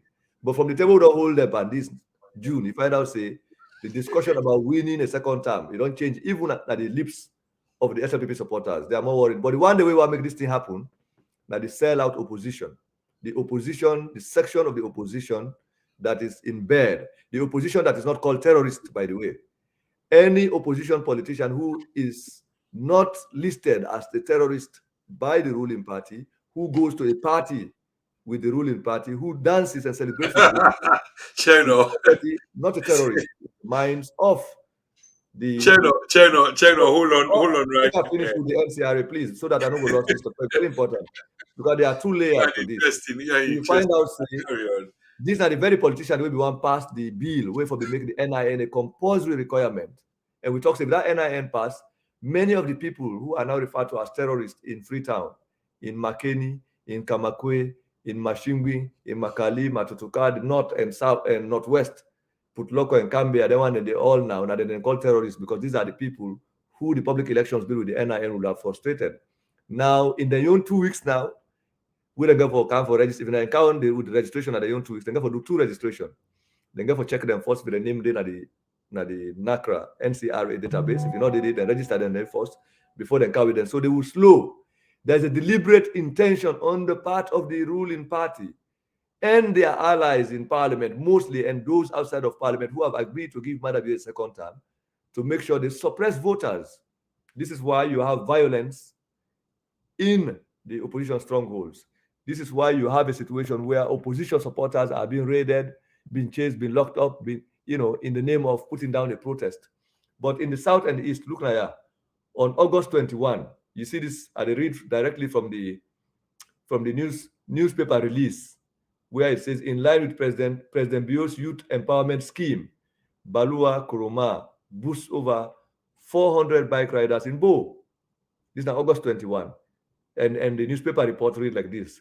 As part of His Excellency, the President, Dr. Julius Maada Bio's youth empowerment scheme, the executive chairman of the Petroleum Regulatory Agency, Balua Kuruma, has over the weekend supported over 400 bike riders in Bo with 3 liters of petrol each. The occasion, which was chaired by the resident minister South, Mohammed Ike Ali, brought smiles on the faces of Okada riders who were brought from all sections in Bo. Quote, he said, I want the youths to always remember that President Bio will never forget them. That is why my nephew Balua Kuruma is here today representing the president with this wonderful and timely gift. Balua Kuruma is an indigene of Bo district and a household name who has done a lot for the people of this district, says the resident minister. So amidst a cheering crowd, the chairman, Balua Kuruma, also told the bike riders that this year alone, government has subsidized pump prices to the tune of over 300 billion leones to stabilize pump price. This, he said, was to cushion the impact of the global energy crisis. Quote, we live in a geopolitical world and whatever affects our countries will affect us as well. But I want you all to know that you have a responsible government that is doing everything to address the concerns of the people. You should always be agents of change, as President Bio holds bike riders in high esteem and he is doing everything to address your concerns. We always want you to be peaceful and law-abiding citizens in Bo and respect authorities, he applauded. So he appealed. So meanwhile, this was August 21. When you look at this time, on this date when they were telling the people in Bo and Kenema, in Bo and Kenema, stay easy. Una try for prepare. The president Lekuna, the president care for una. They were arresting people in Putloko. People were running away. They were arresting people in Makeni. They were arresting people in Karine. People were being taken to court. Lawyers of the APC, including around this week, was when Lansana Dumbuya, for example, one of the lawyers of the APC, quickly, you are saying within the same time frame, within the whilst same one week, side of the country, in the Bo, in the south and the east, the Petroleum Regulatory Agency director and the resident minister put together 400 young people, 400 Okada riders, and giving them 3 liters of petrol. How much are 1 liter of petrol? Right now in Sierra Leone, how much? Do you know the price? Now, 20,000, right? Now, yeah, 20,000. between 18 and 22,000. Okay, 18,000. Now, if you multiply 18 times 3, okay, for one, then you multiply that into 400. That is the amount of money they give. Bribe. This is voter bribery. Voter bribery. They are using public funds to bribe voters. In this case, 400 people, young men and perhaps women. I don't know if women were involved, but all I saw the videos were men, young men. We are giving 3 liters of fuel. They only did a bribe. So that election, they are already bribing, using our money to bribe people in Bo, in this case, to be calm, to be quiet, to be law-abiding so they can participate in voter registration. The same week in Freetown, Lansana Dumbuya wrote a letter to the Inspector General of Police and copied the Internal Affairs Minister and other government agencies, asking that he want to be given the right to visit his clients, Med-K, and others who were arrested 2 days or a day before the protest. Their family members, the lawyer has not seen them. They've not seen them. They don't know where they're detained, to disclose where they're detained. The same thing was happening to people in Makeni, in Kamakwe, in other parts of the north and the opposition strongholds. This crisis, other people within the same week, many people been run away. They go, and this was like few days after they killed Evangelist Samson, or a week after the death of Evangelist Samson. And APC people reporting that their party organizers, party youths were being arrested, chased. So they run away, go Guinea, so don't go different places, Conakry, they hide, or other people that don't come off it or don't go. So they have been dispersed. There is an effort on the part of the army and the police to disperse APC organizers, the chairladies, the chairmen, the zonal leaders, district leaders, council representatives. They are being chased out. Anybody with a serious person in the community for organize people and for register was being hounded away. Meanwhile, government officials they are going to their own hometowns, like Balua is an indigene of Bo, went to Bo, was using public money to donate to potential voters to register. 400 potential voters to register, because that is the objective. And then this is not the only meeting. Similar kind of meeting also happened that was organized by the former Inspector General of Police, who was also organizing them and telling them to register to vote. Today, this afternoon, there was a similar meeting again in Bo, held by the Minister of Energy, Kanja Sise, was also addressing people regarding voter registration. So there is an active mobilization in the south and the east, including today when the president went to pay homage or to visit the site of the the site of the disaster in Looking Town in Kisii. He was campaigning. In as much as he claimed he was sympathizing with people, he was actively campaigning and trying to get people to register. Meanwhile, the APC, on the other hand, in their own or other opposition politicians, they've been silent. They've been in hiding. They claim they have been terrorized. Chernoh, why is it? And I think Because there's an active effort. We're not talking. It deals with two strategies. Why is it? Why now? Because of rigging. Mother Bill don't find out, say, they're able to thief the election on the day of the polling. So they want to rig the election in advance of the election day, which is to make sure that people who will potentially vote against him, especially in areas he know are considered to be opposition strongholds, they're not able to register. By dispersing them, by putting them in crisis, they will not be able to register. So if the bill been passed, and these are the same areas again, if that bill been passed, the NI, and these will be the potential people who will have had difficulty for register. But Chernoh, it's not only with the crisis, listening to you and trying to understand what you say. Yes, perpetuated, orchestrated crisis, but it also seems like it is in cahoot with opposition people who should be calling for the mass mobilization of voter registration. But they're not doing that. Why? Because I've told you, it's the bargain, the covenant. This goes back to the discussion we've been on in June. That's how we talk, say, there is a deliberate intention. Ask yourself, what will make them include the NIN in the public elections bill, where we say parliament will pass. Ask yourself again, why from when we stopped parliament, from July 27 was the last day when parliament realized they're not going to vote safe now. Then go through page by page, read them page by page, line by line, say they can say, it's in this one going to just abandon them. So from July 27 to August 10, first because the protest that led to that violence started on August 8. So basically, they prepared the country for protest immediately when they realized they passed the law. Who are they? Since the protest happened, we talked about this on the show. Since the protest happened, you find out, say, the entire stronghold of the APC. People have been dealing, APC supporters or non-ruling party supporters have been dealing with question of the law and order situation that the government announced. They are being branded and labeled as terrorists. Meanwhile, in the ruling party strongholds, there is no crisis. In fact, they are giving money and inducement to register. They have been educated on why and how they should register. Nothing like that is happening. And at the responsibility of the National Electoral Commission and the government and other agencies, right now, everything we should be talking about is voter education.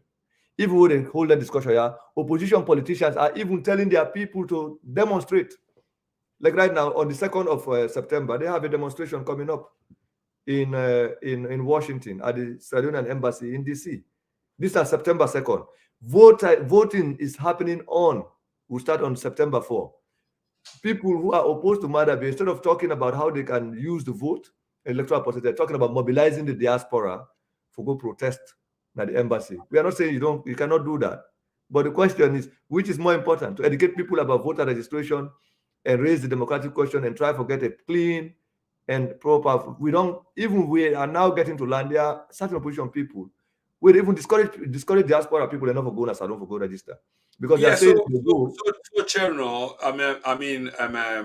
so therefore, by virtue of what you say, there are elements within the opposition party where they have no interest We in have no interest. mobilizing voter registration and don't resign to Marabio either by design in cahoot with Marabio, say you can have your second term, sir, but they not get interest in their own party for mobilizing voter then for come out where eventually go turn against Marabio. Of course, because themselves they think say they're not under siege. Many of these politicians are not accused of corruption, really. Especially when you take parliamentarians, they just pass a welfare bill in parliament. Even if Madabio continues in the next parliament, they will have more salaries, more benefits. Yeah. You understand? So then, as long as they are in charge of their political parties, they are mostly again young people. They have time, so they can then they prepare. Say after we Madabio done, after all that 10 year, and it's Tijan Kabadu 10 year. Madabi and Yeah, do yeah, 10 years. Madabi yeah, for do 10 years. After that, it will transfer. They even lie to the citizens of Sierra Leone that agreement that the way the Western yeah, like judicial now community law. in a law, unwritten consensus that is accepted, negotiated by the international community as part of the TRC process. Lie. Yeah, This they lie, they deceive, dishonest, and these distractions. So left, and then know some of them now know that if voter registration happen correctly, every citizen is brought out to register. The amount of anger and determination on the part of Sierra Leoneans for vote against this murder bill is enormous. So the government, the president knows he's overwhelmingly unpopular. The chances of getting a second term is as tiny, more tinier than the eye of a needle. Okay, so because of that, he does not want people to register, especially those he think or believe in his own thinking are going to vote against him. And these are mostly people in Freetown, people in, and now they don't announce a census result where they reduced the population of Freetown. If people are allowed to register in Freetown, the population register alone, than Freetown no more, electoral register, go blow away this population census, a disgrace to Malam O and the statistics Sierra Leone, a disgrace to Madabio, a disgrace to all of this, and only the disgrace no more because they don't give up in fact, they don't care about the image of the country anymore. They just want to hang on to power. This is why this violence when they make so, because this violence when they create so, it gives the country a bad image. All of the campaigns when they don't carry out distraction, make the country like say the country don't be under war, don't be under siege, people in the afraid. That all gives the country a bad name. It stops people from going to invest from, but they don't care about that day. They just want to hold on to power. They say, no worry no more. We go repair the rest. yeah. So yes, you want to ask the question. Yes, indeed, Chernoh. Like how they say, the reason why I keep the interject, momentarily, I am following everything what you they say. But I'm also interested in the audience where they watch now, we subsequently get for watch later, and where we get for cut these tapes immediately after this program done for disseminate this information which we are having today, so that way people can perfectly understand exactly what's in the on. That's why I keep breaking in in which you they say. So it's clear now that the president is very unpopular if we go by what you they say. And the evidence, of course, is glaring, is startlingly clear. And you're not interested in voter mobilization, voters in come out because you're not they in favor. But the idea here is the other people who are supposed to benefit in this, that are elements of the opposition, are also calling for the non-mobilization of voters.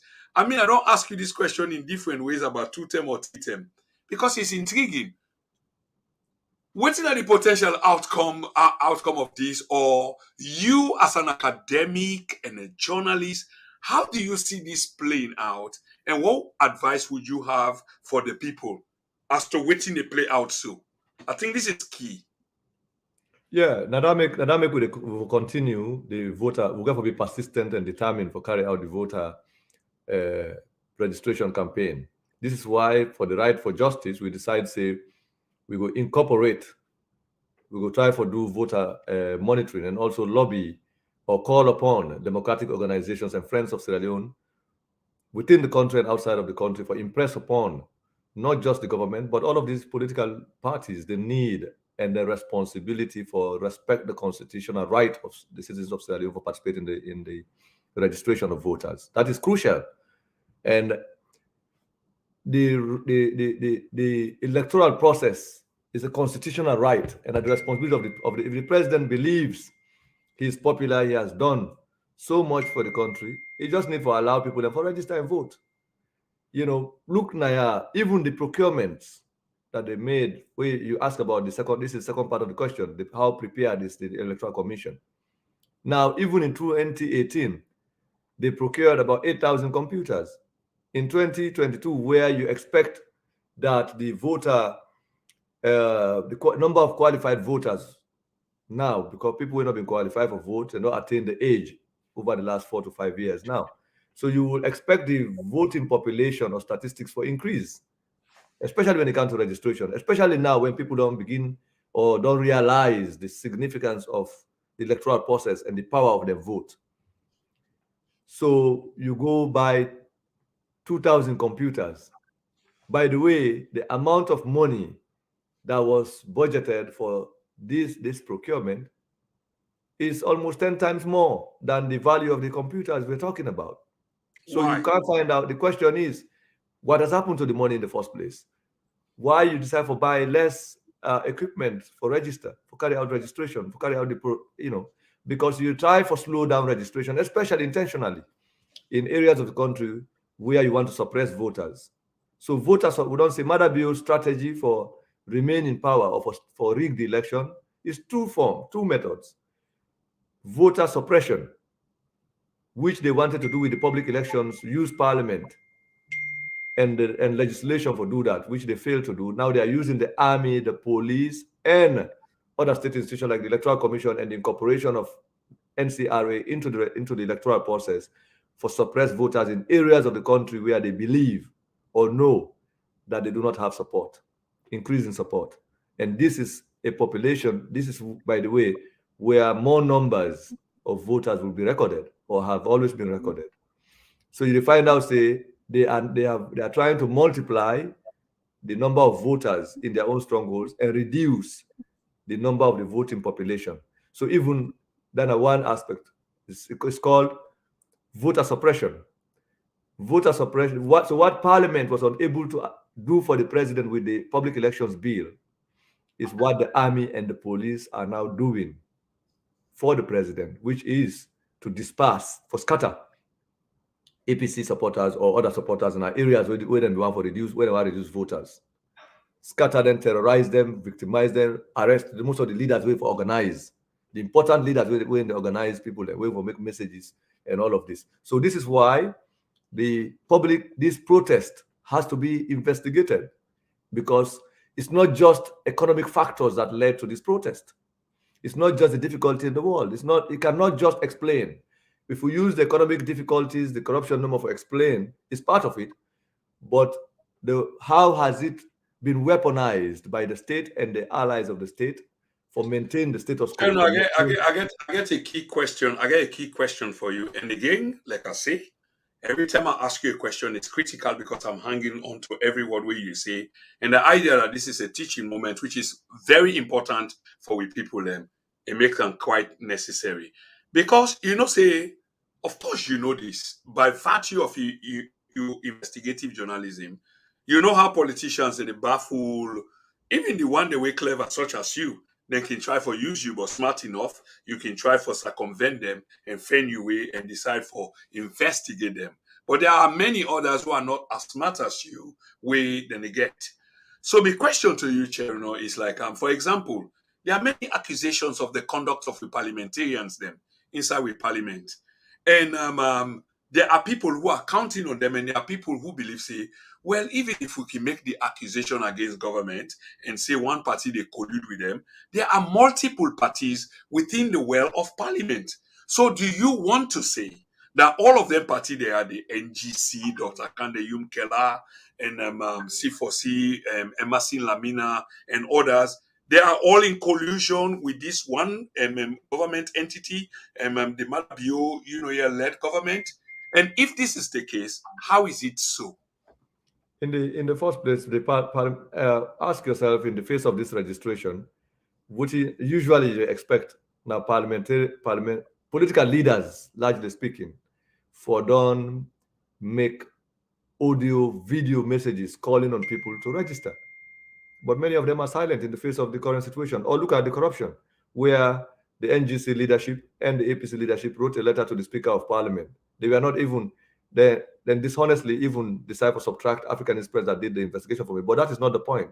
The most crucial point here, they wrote about their powers to inspect these transactions, unapproved transactions by Parliament, illegal budgetary allocations, to the First Lady, for example, which they never followed up. They owe the people an explanation. What happened to their letter? They cannot claim that they are powerless. The government cannot listen. No. We test for shows in Parliament. If they want to do something correct for the interest of the people, they can do it, which is what we did with the public elections bill. Will put them under quarterdeck. So if they are listening, let them know that they owe the people of Sierra Leone an explanation regarding the letter. Now, the right move, the letter is available. We are going to publish it again. We've published it. We will publish it.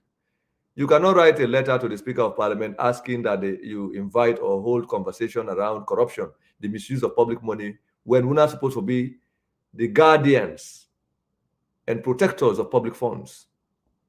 Now that they approve the use and expenditure of public funds, how funds should be raised and how it should be expended. Now, when I don't see evidence of money you did not approve given to the wife of the president, you never did it. You recognize that it's an offense. It has to be looked into. You wrote a letter. You never came back and said anything about the letter. Why? That's my question we're supposed to ask them parliamentarians, because they are not, they are representing people. They are paid from our taxpayers' money. So whether you are a doctor or an illiterate and you are representing us, you owe us that explanation. In any part of the world, these people should be asked these bloody questions. They owe the people Chernoh, an answer. can I attempt to say something on that point, say, because you make quite a good point again. Earlier on, and this has been like months away, if not little over a year ago, So I was privileged to speak to some parliamentarians, both privately, off camera, and on camera.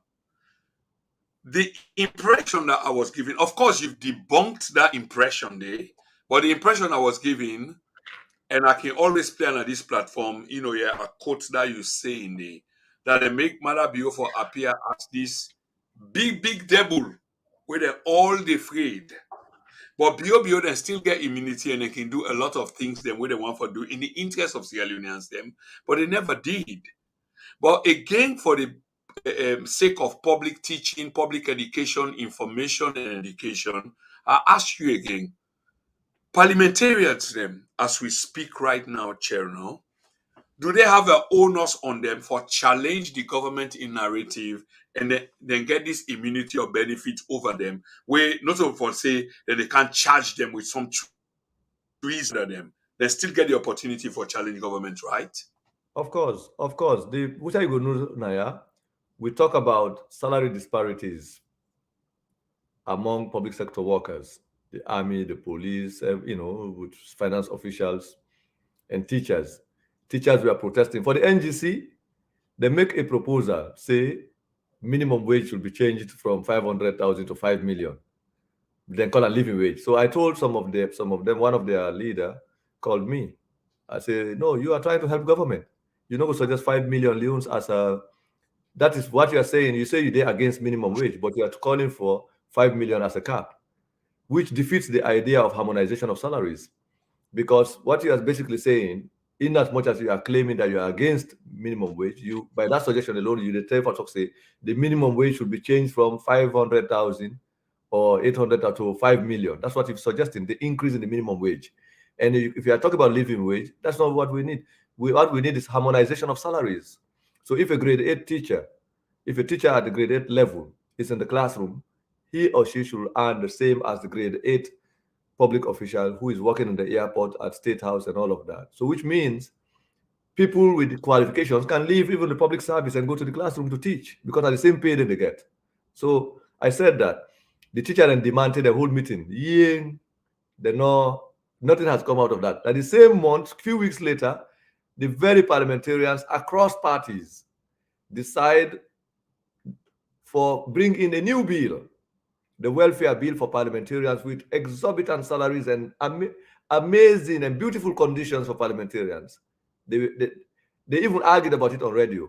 But in the meantime, they have in parliament for 2 years the wages and compensation bill, which is supposed to create a wages, benefit, and compensation commission that should harmonize salaries. They're not going to pass into law, even though there is even a cabinet paper to the effect. So if you ask me about the sincerity of these opposition parties in parliament, my goodness, they get luck. They are lucky to have a country like Sierra Leone, where the gullibility and the ethnic affinity, the ethnic loyalties, the rebellious politics of destruction. Now we get in any country, they will stone them publicly. If you then see one MP and stoning, they stone them because they're committing crimes against the citizens of Sierra Leone, horrendous crimes. And no matter their education and their eloquence and their brilliance, very beautiful people, great people with sound education. You see them, you like them, both women and men. They are well dressed. They know how to dress fine. They know how to drive very beautiful vehicles. They know the difference in cars. If you hear them talk about amazing conditions for themselves, you just need to look at the public elections bill. I mean the welfare bill that parliamentarians develop for themselves. You look at the condition. You know these people know what good life is. But they want good life for themselves. They hate good life for the population. You know, when they travel business class. Why? Because they like comfort. They know what comfort. They know what good life is. Yeah. But they just hate good life for the majority of Sierra Leoneans. They do not take their kids to public schools in Sierra Leone. They take their kids to very expensive private schools. They themselves went to the same private schools. When it's vacation and they go to Dubai and go this place, they know how to. Chernoh. Why is this the case? Sierra Leoneans are listening to you in the millions. Why is this the case? That's why I told you the luck where I get that the fact that we have a country like Sierra Leone, where majority of the population is gullible, uneducated, unexposed, you know, and again, ethnic loyalty. For example, all the people that they support, like NGC, for example, look outside there, look where they are coming from. Majority of supporters, if you check, you will find 60% of them come from Cambia and Kasiri area, basically a set of community, the similar thing. So we ethnic leaders, ethnic patronage, ethnic patrons develop these ethnic networks, but are for themselves. They mobilize ethnic groups for themselves. Until we are able to look at the country and look at the population and begin for recalibrate the country for the interest of the ordinary citizens, it's going to be this madness. This is why you see parliamentarians decide to develop a law. Inside that law, them as an extension for the self-power, the bargain power. Now, Madabiu will make NIN for suppress people there, not for vote against you, may get second time. We said in exchange, we need a parliament where we have proportional representation. That's why that just make I've been telling us, say, the idea of proportional representation was to the benefit of the opposition parties. The smaller parties will have more members in parliament, and then because the proportionally represented parliament, if Madabiu gets second term, he will not fear, even if you get opposition members with plenty in a parliament, because they not get obligation to their citizens, to their constituents. They owe the obligation to the political parties. The political parties, and they make the list and determine. And these political parties now are, in the case of the APC, is controlled by. They are controlled by the leaders in parliament and others. So then, no matter the situation, they will not lose. They will end up in parliament. They will even control the parliament. The president will go a problem with that because say proportional representation, you're not going to begin to hold somebody for constituency development and all of that. So, and if they lower the percentage, for example, NGC, we are arguing for the reduction of the percentage from 25% to 15%, which means you will have more. I imagine that you will have more NGC members, more C4C members. So some of the NGC people, they're not going to accommodate in parliament through a constituency base, and going to go through a percentage distribution.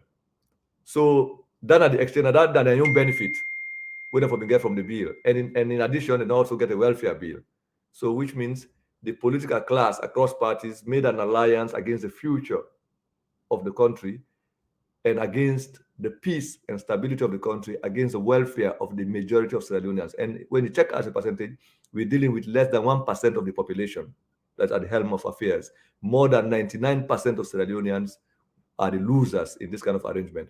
But unfortunately, it's the more than 99% of the Sierra Leoneans who are defending the victims of this kind of politics of cheating and rogue and corrupt arrangement. And no matter how sweet talk they appear, no matter how well dressed they are, this is the reality. This is what they will never accept. But the very victims of this arrangement, 99% of the population, are the ones again who are defending this organized gangsterism at the highest level of the state. It's a sad, unfortunate situation. Now, even the right to vote, person I choose, they are even narrowing the opportunity for us to, for the people. Okay, if you all of you are gangs, are organized gangsters to loot the state, allow the people to have the opportunity to choose which gangster they want. Even at that, a set of this group back, they eliminate each other. This why if this group here kind of power, we go lost.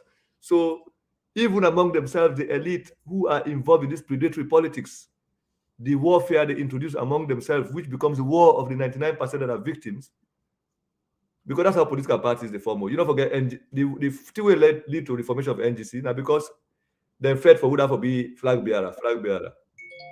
They don't meet up. You form a political party. The same fight again they happen at APC over would have to be flag bearer. Basically, the idea of flag bearer is about which war leader among their factions, which faction leader for emerge with a young group for take over the state. Like now, you see most of the people the way they call Samura Kamara or they call other people, the people who are supporting Madabio right today, who are insulting us for Madabio, we are the very people who we are saying he should not be president. Including, for example, Alpha Saidu Bangura and other people, including NGC supporters in the past who pretended they had broken away from the SLPP because they disagree with the militaristic approach of Madabio in fight for power. The moment they achieved the state power, some of them just declared for him, including, like you see, Brian Maketa, they left the SLPP and formed their own party. Now they are back. The same thing again. If the people who the cause for Anes Kuruma, Trade, when Mindena power, he made them ministers and parastatal heads and different things, are the ones who are insulting him today. They even accuse we they raise corruption, say, when I don't sell the content, accuse you say, would they work for? I mean, these are the very people who will insult us and try to assign we to a particular war leader in this kind of a rebellious gang of politicians who are out there to steal. But this is what I'm advocating, that allow the people at minimum with this kind of politics again, allow the people and the right for able to register peacefully. And since you've been able to manipulate these various ethnic groups to support one leader over another, still allow them the ability to live in peace, be able to participate in the electoral process in peace, to be able to choose which individual they want to represent them, which ethnic leader they want to represent them, which war leader they want for which gangster, basically, which political gangster should be the head of the country for the next 5 years. That is all we're asking for. Do not kill people because of this kind of thing, because in the final analysis, we have no guarantee that the next government is going to be less corrupt than this one. We just get to continue the same thing, hoping and praying. So Chernoh, why do you keep assigning such unsavory names to the leadership? Because that is what it is. How do you define individuals who will find? I've never seen you animated as such. No, I'm not animated.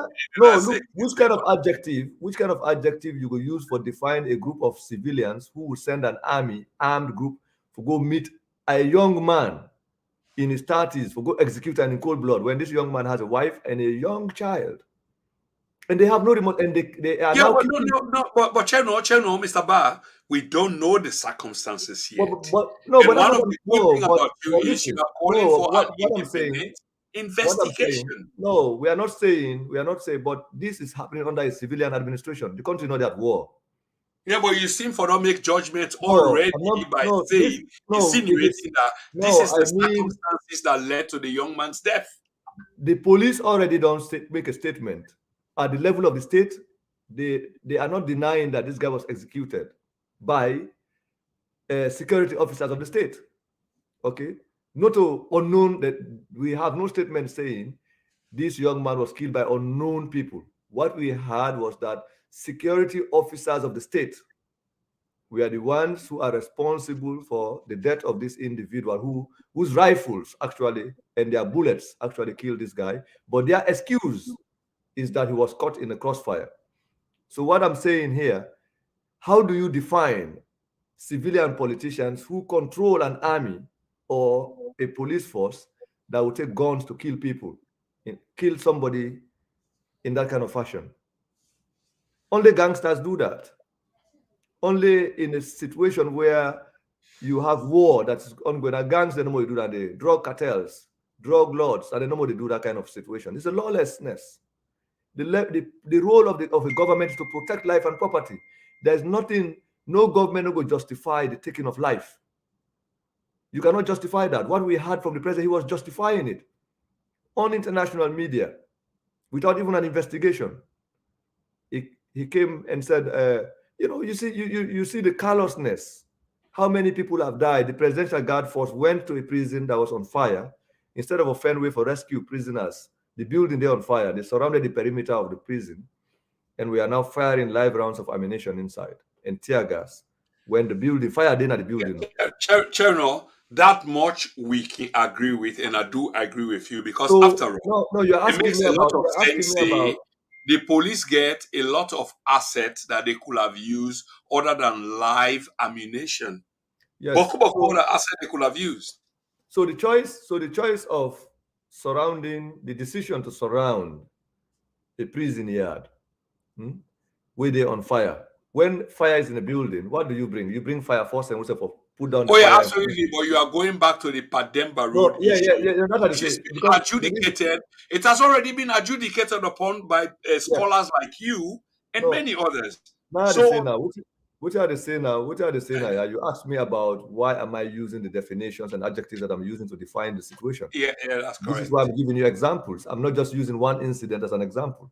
Okay, It's a understood. chain of incidents to tell you that in that kind of environment, beginning with Pademba Road, with Tombo, with Lunsar, with Makeni, with Mile 91, to what we saw a few days ago or a few weeks ago, now only gangsters, a kingdom, a colony of gangsters, you have this kind of a situation where human life does not worth anything. Where the I love taking of that life. description. A colony No, of. yeah, it's a colony of gangsters. And only political gangsters in a civilian environment who behave and take people's lives with no remorse and thinks it's cool to do that. It's like a game. It's like a Yeah, sport. absolutely. Now, lawlessness that, and that's not the Anyway, essence of governance. Government is meant to protect lives and property. Where citizens go, but they correct them. They bring them in line. That's the essence of maintaining an army and a police. Law and order, not for to kill no more people, that for make them protect them and make yeah, them safe. You cannot yeah. use I the mean, army and the police to even prevent people from exercising their franchise. Right now, the army and the police is being used to suppress voters, to disperse people, to make them run away, to jail them, to lock them up because you don't want them to participate in the democratic process. Is that a civilian environment? Is that a civilized society? That's a gangster no, it's not. It's a toxic and it's a militarized environment, and environment. civilians cannot fit into that, and they deserve Exactly. better. Thanks, Chernoh. Ladies and gentlemen, we are hosting the phenomenal Chernoh Alpha Ember of the Africanist Press, and today, on the very last day of August 2022, and there are a lot of people from which they see the happening at because I'm monitoring the platform today. A lot of people are resonating; their views are resonating with Chernoh, including myself, and sometimes, in interview mode when you disagree with person, now you they ask them questions and etc. for try to get to the bottom.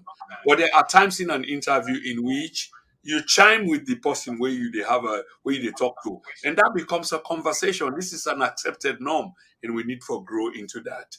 Generally, there are a few parliamentarians that are watching us tonight, and I'm getting private messages, of course, on the basis of anonymity and respect for, of course, you understand the rules far better than I do. We go keep them anonymous, but I go intimate some of the things that they are saying. But before I get to that, Fambulem, we've just hit over the 2.5 hour mark of this program. Very interesting program. And sometimes we don't make the judgment based on the live viewership. We would love a lot of more live viewership. Let's not make any bones about that. But unfortunately, that is not the case now as we speak. But we've been in these situations, but we know as soon as the program ends or a day or two after, it rises up to the thousands that are viewing. Because why? Chernoh of the Africanist press speaks. And when he speaks, people listen. That's just a fact. You might be envious, you might be jealous. I hope I use the grammar them, yeah, in the right fashion. But that's just what he is. He's already made his mark. So maybe you're in a bad mood tonight, you don't want for listening, but maybe tomorrow morning when you don't drink your coffee or you had your breakfast, you may want to listen. So the numbers rise. It happened the last time, it happened the last time before the last time. But we will get to this. Anyway, I want to do something which is natural on this platform. Just for go to the conversation where people and they have now the chat room, and let me see exactly what in happen. This is what we do. We make them personal. So we begin with Facebook. This program, by the way, is being simultaneously streamlined to Facebook and YouTube. On YouTube, we get Sister Anita Koroma. Real, sincere, and patriot needs to sacrifice and educate our people out there to understand is there money and right. Most of them think politics is the shortcut to make fast money, but where is this going to take them? It's a good reflection, Sister Anita, and you're absolutely right. Because why? We get the benefit of hindsight. We've seen politicians long before our time. Some of us are just growing up into this. But we can cite Siaka Stevens, your siblings of Siaka Stevens, and we can take that example and we'll go no further. Many thanks for that, sister. Brother Ibs Banks, bless you, sir. Your analysis are spot on. And I guess this is referring to Chernoh. And I have no doubts about that. The brother is simply brilliant. He's simply phenomenal. I used that adjective there from the beginning of the program. Got no regrets now. Got no regrets later if anything was to happen. Because what they do now is what I'm referring to. Delwyn Thomas, we do agree that the social media warriors on all sides have perfected the art of propaganda. Of propaganda. Um, this is true, brother Delwyn, and I'll be doing a program with what's his name, Dr. Tonya Musa from the University of Sierra Leone on social media. I'll be hosting him soon. And this goes back to we made a program on this platform some 5 6 years ago on social media. Before then, social media, even before America they go invade Iraq, I mean, it was low key, but that transcend into something new. We go talk about that anyway. Many thanks for that, brother Delwyn. Let's see who else we've got. We got a few comments. We're not going to go through all of these because time not in we favor. But let's see. We do agree that the social media warriors on all sides have perfected the art of propaganda. Of course, even in the Russia Ukraine campaign, it's propaganda. Who tells it best, yeah, wins the day in terms of the media. The Russians are not doing quite well. The West have always been good at this. They've perfected that weapon, but I'll leave it to them. Anita Koroma, oh yes, it is true. Arun Fona, Cherno's campaign coupled with peaceful demonstration will definitely create impact. I don't know what that means. Cherno, do you understand what Tina Boda did it try for say? No, I am not against. I think what I'm campaigning for is for people to come out and register. They can protest with their vote. We have, a few months now. We've waited for 4 years of pain and suffering, violence. There's no reason that energy to protest to gather people should be spent on education. That's where we are. There is time. Every political action get time. This time, the political action was necessary now. How we mobilize people and for vote. In America, when they were fed up with Trump, people turned out to vote on an unprecedented way in the history of American democracy. Very true. They recorded more voters than had always been the case. The power of the vote can be demonstrated in Sierra Leone. You cannot vote if you not like Madabio, you're not going to pull on the power without a vote. So, regardless of the threatening circumstance and everything, get your family, all those who are qualified to vote, come out and register. Register, you keep your registration card. You don't register properly. So when they have a for vote, if you want to vote for Madam, vote for her. If you want to vote for any other person, you go vote. We own now for make sure say anybody will go Chernoh, just continue on that point. Yeah, please. anybody will go emerge as a victor in the elections of 2023. Make we know say na possible come na power as a consequence of a genuine electoral process, free and fair election. If the people of Sierra Leone want for vote Madabio in for another term, let them do that in a free and fair contest. So we know the result of the election is the result of the desires and aspirations of the totality of Sierra Leoneans who are qualified to vote, who are registered and allowed to be registered to vote. That's all we want. Free, allow people for making able to participate in the elections. Do not use the army, the police, and any other institution for frustrate voters. Do not use the courts to eliminate people from participating in the electoral process. If you're good and you believe in your program and you've delivered on your promises during your first term, you should not be afraid of an election. Elections are part of democracy. You came to power through elections. Do not frustrate the people from voting. Let the people have the right and the chance and the power and the opportunity to be registered easily and freely. Then everybody can campaign. Whosoever has the best program that's able to capture the hearts and minds of Sierra Leoneans, let that person emerge as the leader. If the person does not work in the interest of the country, we will be able to hold that individual accountable as well. But do not narrow the choice of the people. We have a multi-party democracy. It presupposes everybody forget the opportunity for choose a candidate or a party of their own choice. Even if that party now one vote again, let that one vote come from the person who been think say that candidate represents her. So if the candidate not get the majority carries the vote, then we know the majority of the people. That's what democracy is about. Then we will start now say, okay, election done. Let's accept the results. But you cannot allow people in one region to be easily registered. You even bribe them with petrol and other incentives and inducements for better register. You use the army and the police and the jail for harass and intimidate other part of the country. Not for it. We are all Sierra Leoneans. State capture. Yeah, you cannot do that because when you do that, you are providing the basis for make people then become use methods outside of the law, and it's going to affect all of us as Sierra Leoneans. It's going to destroy the country. We don't want to set the country back. Political We can have incompetent leaders. We can have bad leaders, like America. When they were dissatisfied with Trump, they don't move past that day. They're thinking about something else. Yeah. Let the people of Sierra Leone have the opportunity, the right, the environment for register, exercise the franchise. The franchise is part of a constitutional arrangement. It's a constitutional democracy, multi-party democracy. Una avoid for use Fisher, illegally recruited judge for frustrate the multi-party environment. Stop that. It's crisis. You can lose money, but allow us to choose who will be the next thief or who will reduce the thieving. That's all we want. Okay.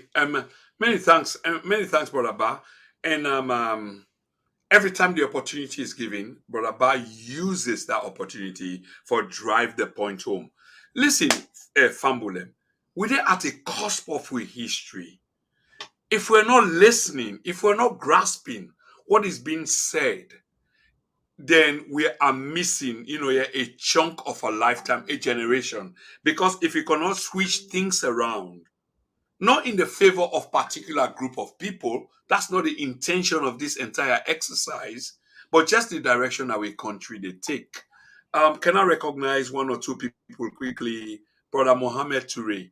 I want to tell you, say, I listen to all the video the audio the way you send out regarding the situation we find ourselves in our country. In this case, not politically speaking, although you get political connections, but not politically speaking. Now they talk about the climate change problem, the flood, the things the way people they go through.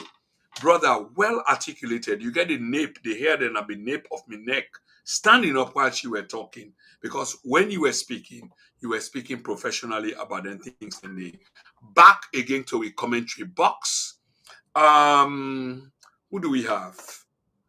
Brother Ba, bear with me. We just want to make sure we get people covered. Sister Kadiatu Jallo from Bamonsi. Sister Kadiatu, it's been a while. It's good to know that you're back on the platform and you're listening. Not very far away from me in Bamonsi. And hopefully we shall see enough London soon at a wedding. Thank you so much. Yans. Hope Chernoh is on the program today. I don't know. You just, of course, he's on the program today, and I've been speaking to him for the last 2.5 hours. So he is. And this brings me again to say, if anybody thinks Chernoh will be intimidated out of the program, or me, Prince Chroma, will be intimidated into not bringing Chernoh, then you are mistaken. Because if that's the line that you are pursuing, all you're doing, you're just strengthening me. You're just giving me more energy, more passion, more oxygen, for bring Chernobyl. And Chernobyl is going to be on the program. I believe say you get something for Teluna towards the end of the program. I hope I don't forget about that. Many thanks for that. Mega Rogers Wright, good evening, all. Good evening, Sister Mega. Lorraine Love J, good evening, watching from the USA, the US of A. Welcome. Thank you very much. And Sister Maureen Lovejoy, please make sure that you share this platform to the USA so that we can reach, on people that will not don't reach yet. Here we talk news that make the news. Mama Yebutigi, of course, a regular on the platform. Good evening, sirs. That's me and Mr. Chernobyl. Good evening, sirs. Chernobyl, good evening. Thanks for your effort to educate and liberate our people from dictatorship. Okay, thank you very much for that. Mahmoud Maruf So. This name unique and sounds new. At the same time, he's saying good evening to us, and we are returning that to you, Mr. Maruf So or So. I hope I pronounced it right. Forgive me, English. Thank you very much for tuning in, brother. Alpha Bella Barry. How authentic is the voters registration? Chenoba, how authentic is the voters registration? So I think that these are all questions where the politicians on the ground and political leaders will not examine the voting equipment, I mean registration equipment and all of that. But I think the key thing we need for struggle against have a compound, make the registration process difficult by adding the various layers we're not required. The civil register and the electoral register are two different instruments, and they should not be conflated. They should not be joined together. So this is not the first step where they do registration, really. We don't register voters in 1996, 2002, 2007, 2018, now 2022. So they never make headache in the registration. If anything, for them become proficient in registration. But that's not the problem. I think so the key to for begin call for number one, that this idea that they for do regional rotational representation, registration by phases, it should not be done because it's not allowed by law. Even though NEC or the Electoral Commission get the right for develop rules and regulations regarding the conduct of elections, those rules and regulations should not be in conflict with the statute and the constitution. We will not argue against the incorporation of the NCRA into the registration process. The civil register should not be added into the electoral register, and that's what they are trying to do. That also is an effort at illegality. It should not be encouraged. We hope that the parliamentarians and political leaders in the country will frown against that, including civil society. That's their job. We get civil society organizations who preoccupy with elections. They should be able to help people to register. The idea about voter registration should be one that should aim to capture each and every qualified voter, including first-time voters. Because the more people are registered for vote and the more voter turnout, the highest voter turnout in any elections defines the quality of the democracy that we have. Democracies, electoral democracies cannot be qualitative if citizens are prevented from participating in election. This is why we can always frown at voter apathy. We effort to make sure that people are not apathy, they don't lose faith in the electoral process. Because people lose faith in the electoral process, it provides avenue for different kinds of thinking around how to get state power, and we don't want that. So we want the voting process for be simplified, the registration process for be simplified, and that is what electoral legislation or electoral registration and participation should be about. So that will also campaign for. Make everybody who qualify for register for vote come out and register in a peaceful environment. Number two, they not for make the registration process so difficult. Right now, they get less machines. computers, insufficient computers, even though there was more than enough money that they budgeted for this, then buy less equipment. We will need for even inspect all of that for see whether the machines and the money that was taken for that was commensurate, whether the corruption attached to it as well, electoral processes. But they don't care about this. They just left the country. Everybody just doing your own. The people are the mercy of themselves.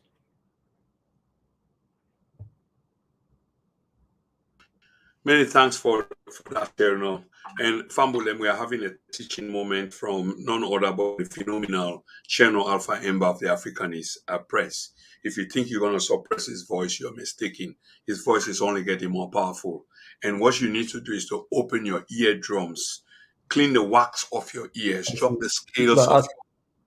People are asking about phoning. I don't know whether you intend to open the phone line. Oh yeah, I mean, if they want to phone in, they can, because this was also meant to be part of the program. If they want to phone in, the number is there. If they need the number, we can reinforce the number in the chat room, and you can equally give it to them. It's +44.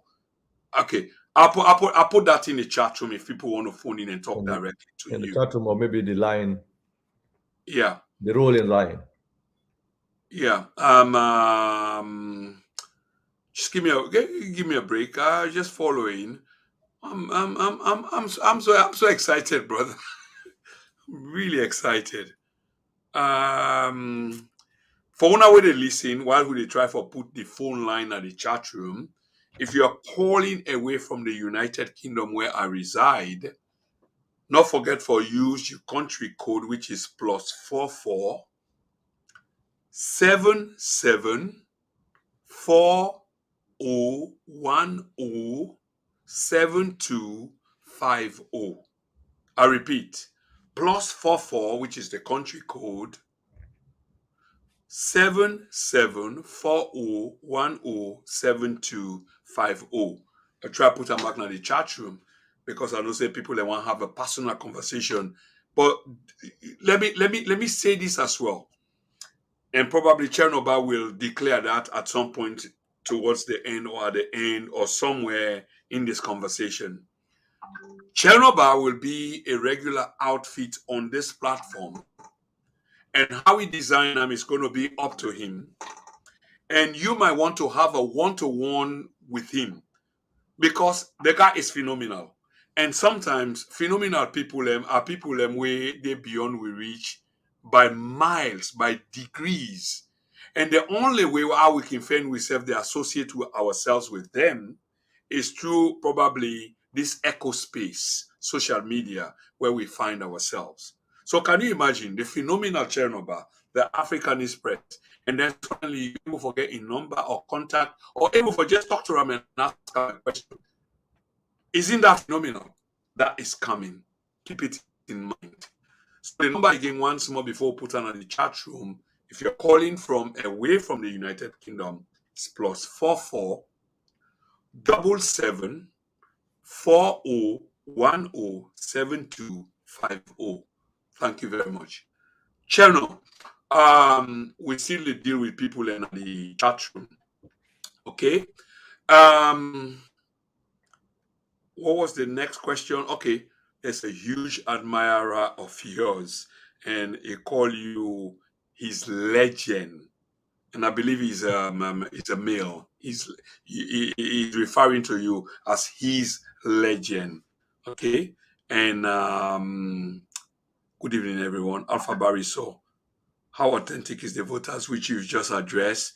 And by his grace is the person, I don't know whether it's a female or male, but says, thanks to my legend, CM, which is Chernoh M. Ba.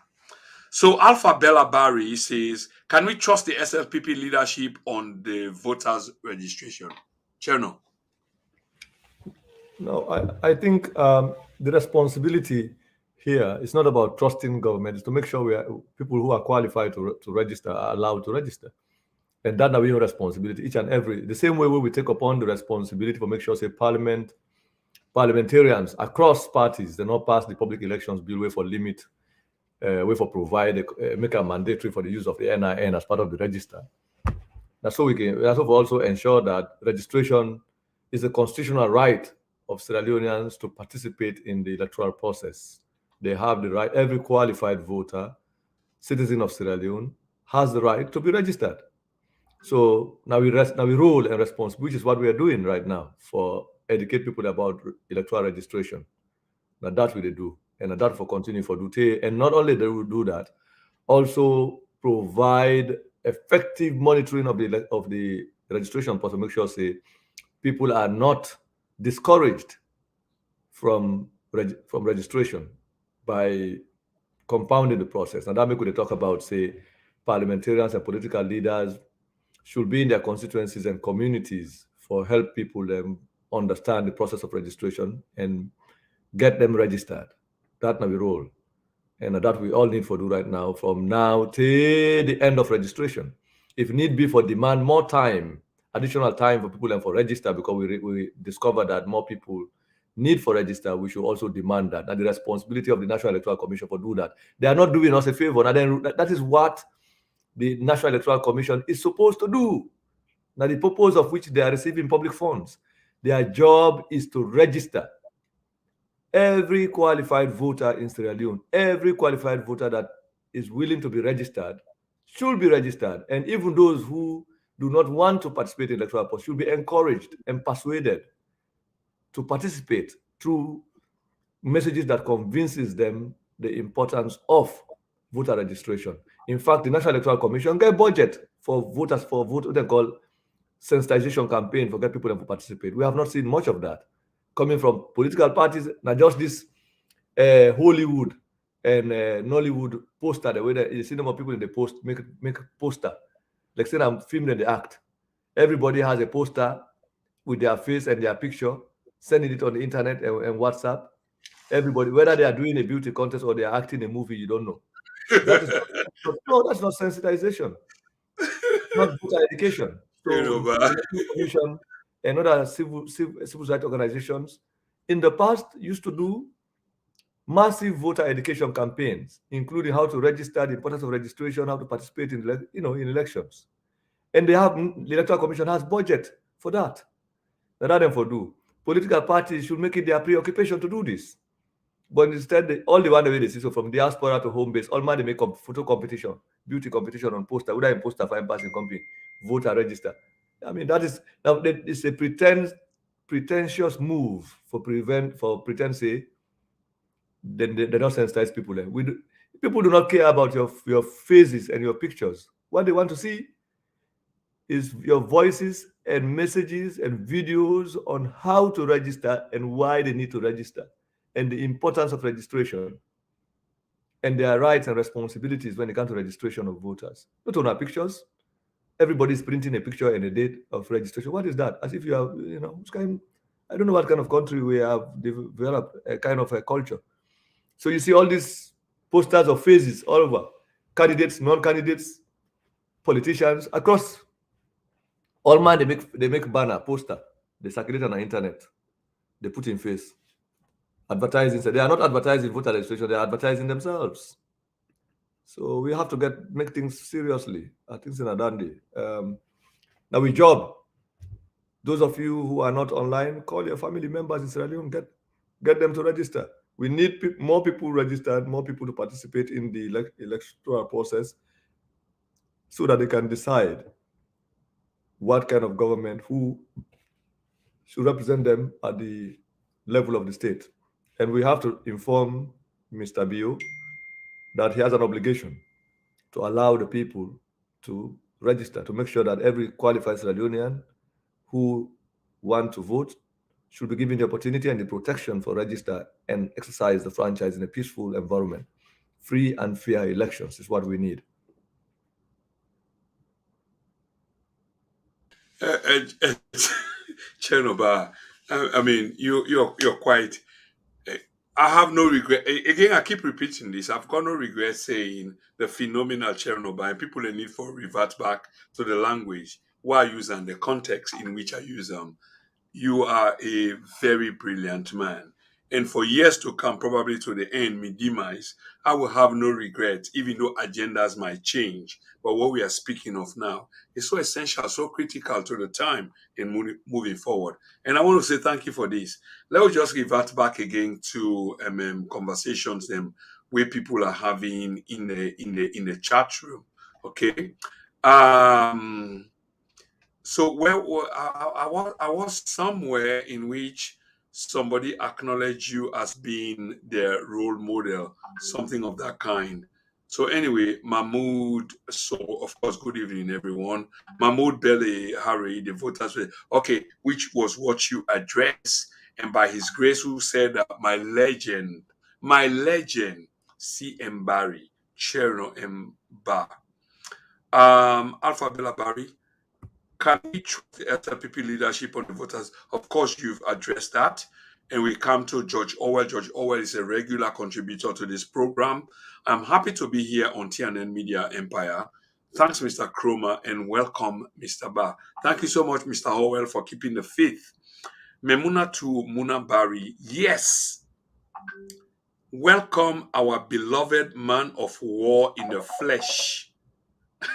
I think we'll get a first caller in person of somebody where you go sabi when I'm Mr. Fox.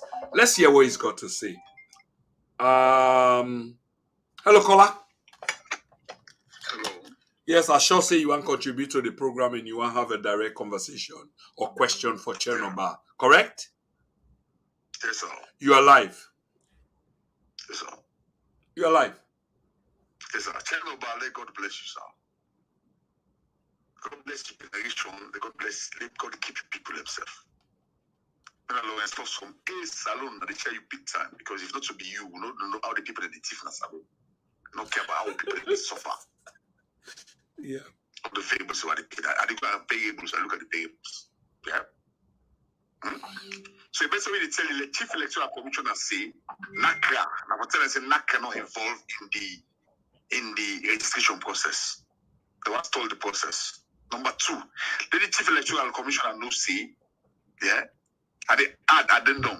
I very emphasize say the chief electoral commission for no say, yeah, cannot involved in the electoral process. The chief electoral commission he gets responsibility for educating people how to go register. Because they give 15 days court on process will not understand the 15 days. At 2 days, we don't understand that deal.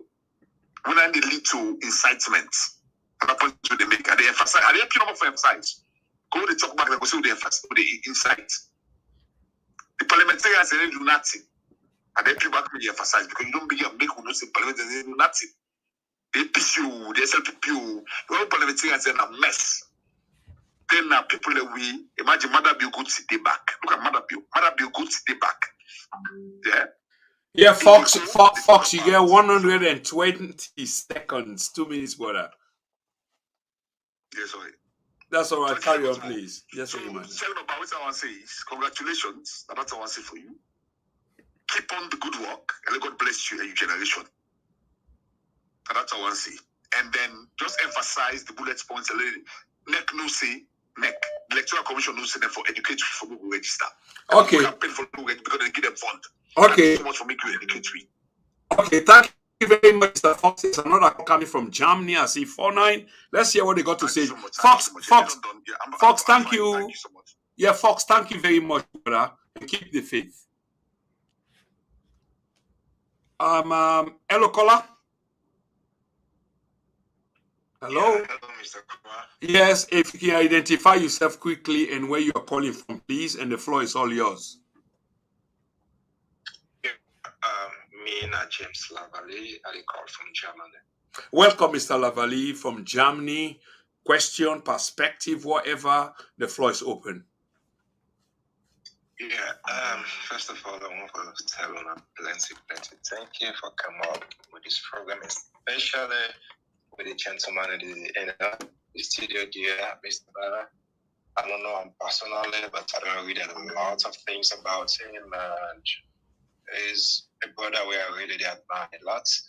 And keep it up, Mr. Barra. And we all they look up to you. Me particularly, they look up to you as an example to follow.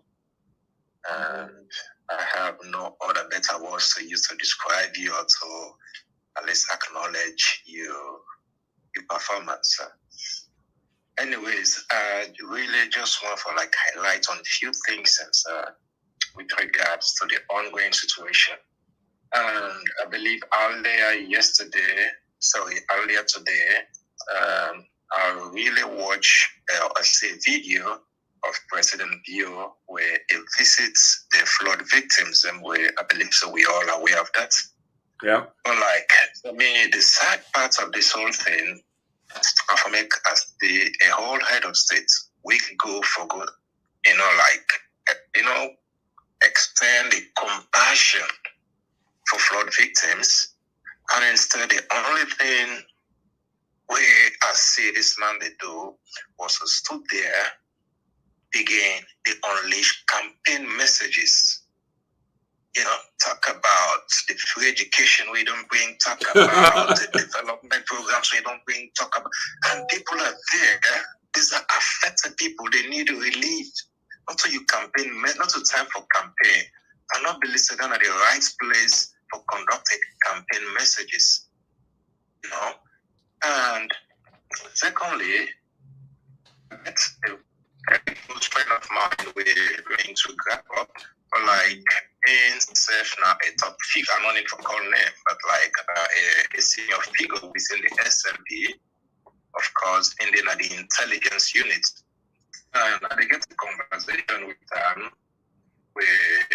a few days ago, and I found it very disturbing, some of the things that we meant so confidentially, and especially with this ongoing registration, and I would say me and SLP born from roots, from the past, even my grandfathers or so, but I don't want to go into that.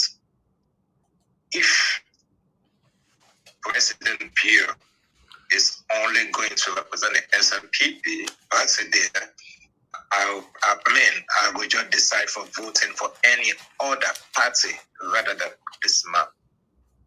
I am an SLPP, but I am not a bill supporter. Okay?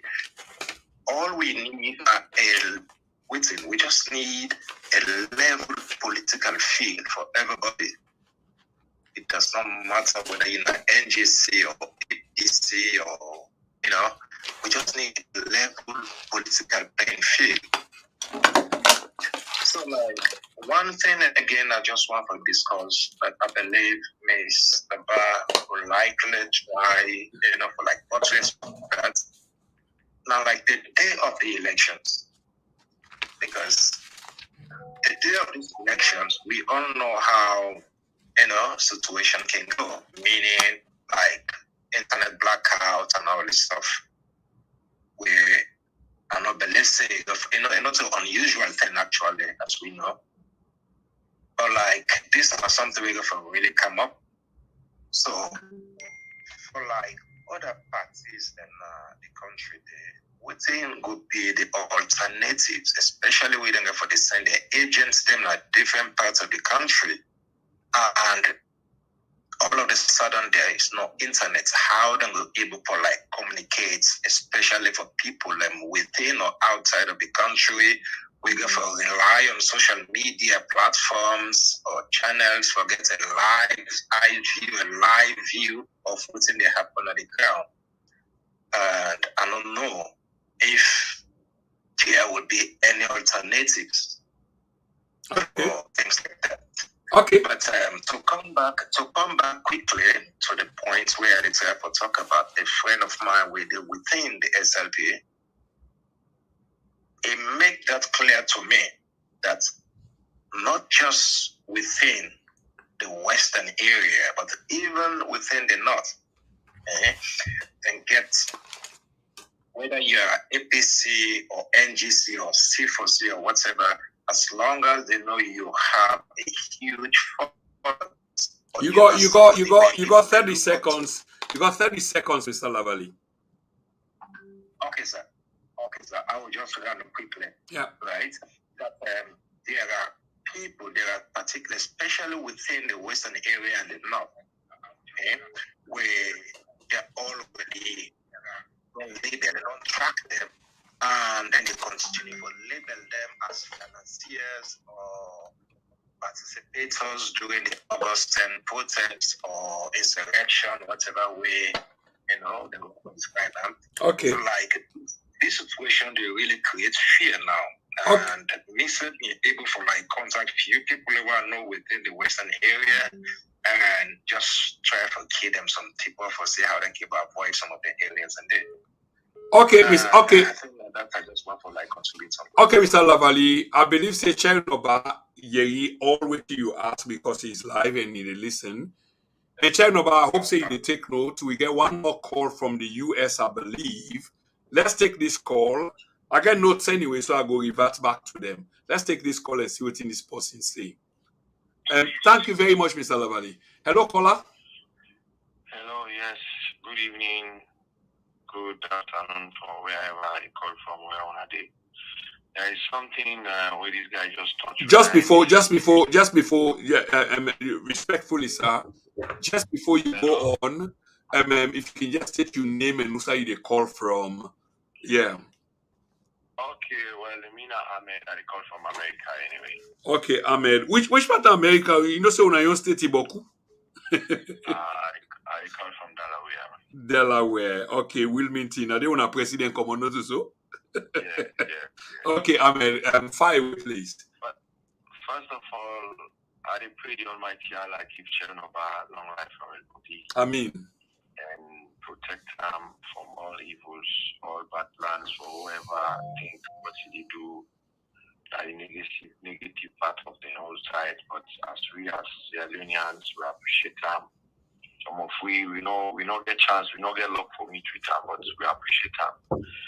And then I want to say something. The last word with this guy in the talk, I want to note down. Very, very, very serious. Which guy?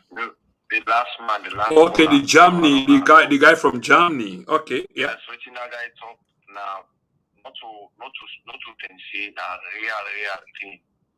Me in something I party in me I get relative. We be between the number 1 to the 9 posting at the SLP. And I'll give they between that number. We don't tell me directly. We talk like Papa and Pekin, Paddy and friend. He's a member of this government, but what is happening, I appreciate them. He tell me they have big plans, for condom people and teach people and put problem and then tell and say that they set this August 10 riots as alone, then get Poku plans. They're ready for play games, give between the winner 16, 17, 15 years that the Southeast, who sign a look back then. I can Masai for make picking and go register on that age. All is planned and set. So this is nothing only you want to say, and this guy back don't bring them up. Okay. So I'm happy for that. Let the authority them where they down there, make themselves listen and take notes. I just the pity, the APC, because women they feel say that them for them sit down for we and fight for we this time, but the parliamentarian them we did the head of the APC leader they Chernoh, going game plans, they buying key. All of Chernoh is saying about 100% true. 100% true. They don't give them all money. They don't sign to that bill say, matter for 10 years. Not police suffer in the country. You go for sympathize with people and they watch demand today. That campaign, you go campaign. That campaign, you want to go make for face, they go hold the picking where they pull inside the dirty. They go fill on a corner, they play in here. That campaign and go campaign. You don't go sympathize with the people. And God know they sleep. We're not happy for what thing happen. No. Few weeks back, you go text, you go put something in na Twitter regarding the August 15 incident. What happened in 2017? He say because of the APC, then CDT for put measures in place and make it happy. So what you get for say for this one? We happened a few days ago. You get 30 seconds. You get 30 seconds, brother. You're making quite key important points. I go at the roundup. Yeah. So my last word again, I pray for Chernoh. Let God give a long life, and we are already a big, we know things really happy because we don't need it now, but we tell you all thank you. God bless you now. Thank you. Thank you very much, and brother. Spread the news around Delaware and beyond, East Coast, West Coast, so at least other people go able to forget, your sort of kind of mindset that you have, way about critical about your country. Have a good night, brother, and greetings to the family. Okay, thank you. You're welcome. Chernoh, I will take one more call and then I will yield the floor to you. Okay. I will take one more call. I think say this now from London. Let me see. Hello, caller. Hello, caller. Hello. Yes, caller. If you call with relation to the program, will you state your name and where you call from, please? Yes, thank you very much, Mr. Priest. This is Ahmed. I call from UK. Okay, Ahmed. Welcome to the program. Yes, thank you. Actually, I could follow this program long ago, and I just like the way actually he presents things and the sincerity of how they show to read the Thessalonians thing. I'm sure some people might not go with me. They have their own different perspective, but that is it. It is how it is, And I want to really thank Mr. Barr as well, because I can follow him usually in all the platforms where they go, and of course I go through the Africanist press. Anytime you come up with stuff, it can come through to the email. We don't register with them, and I get all of that stuff today, so I can follow and read exactly what they do. Thank you. We like people like Mr. Ba and your very self. The sincerity, and I'm sure they can Motamaya. We need. We grew up that country. Being it's a young man and go school and go to university before man they migrate and then parts of this world. What happened today is very unprecedented. It never happened. Except somebody we want to see the fact. Because the thing is, I like Mr. Bain quotation there. We try to portray the politicians and what we get today. And that is the truth. Sometimes you see it's like somebody way not there in the game, and you feel like it's hard with those words. But it's like a zoo. It's like an animal kingdom. Whereby the top ranking ones, the hyena in the zoo, suppress the low ones, the grown pigs and the others. That's what is happening in Sierra Leone today. Exactly what they say. And that's the fact. Because where the people, those hierarchies, we will defend the common man today. Like some of what they think. It's not about me now. That's also my I think that this country are there and they do things for myself. I think of people back home. So, brother Ahmed, you are absolutely right with the point where you make. And unfortunately, the time factor, we get about 30 seconds. If not just perspective, they try for sure. That's very powerful and strong. But if you get a personal word for Chernoh, for respond. Yes, I want to ask you about question. Yeah. How actually, I see the effort they make, but how are you able to portray this effort they make and get the organization? Because nice like a double job they do. You get to look at several matters, and I able to compile the two, the work way they do, and with these issues. And I you able also all this scenario now, only time for at least education Sierra people. So the international bodies like the CNN and how we will be able to make some of these things there, continue for reveal, to them bodies there. Okay. I just want for ask how best they will help we into that. I know they do a lot and they go over, but at least, make these issues known to CNN and actually interview. I would love to see interview like this,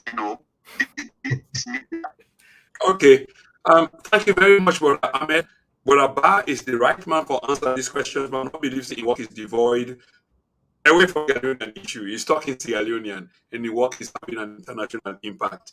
But thank you so much. And with what you say, the man hear you live, and I hope say you go hold on.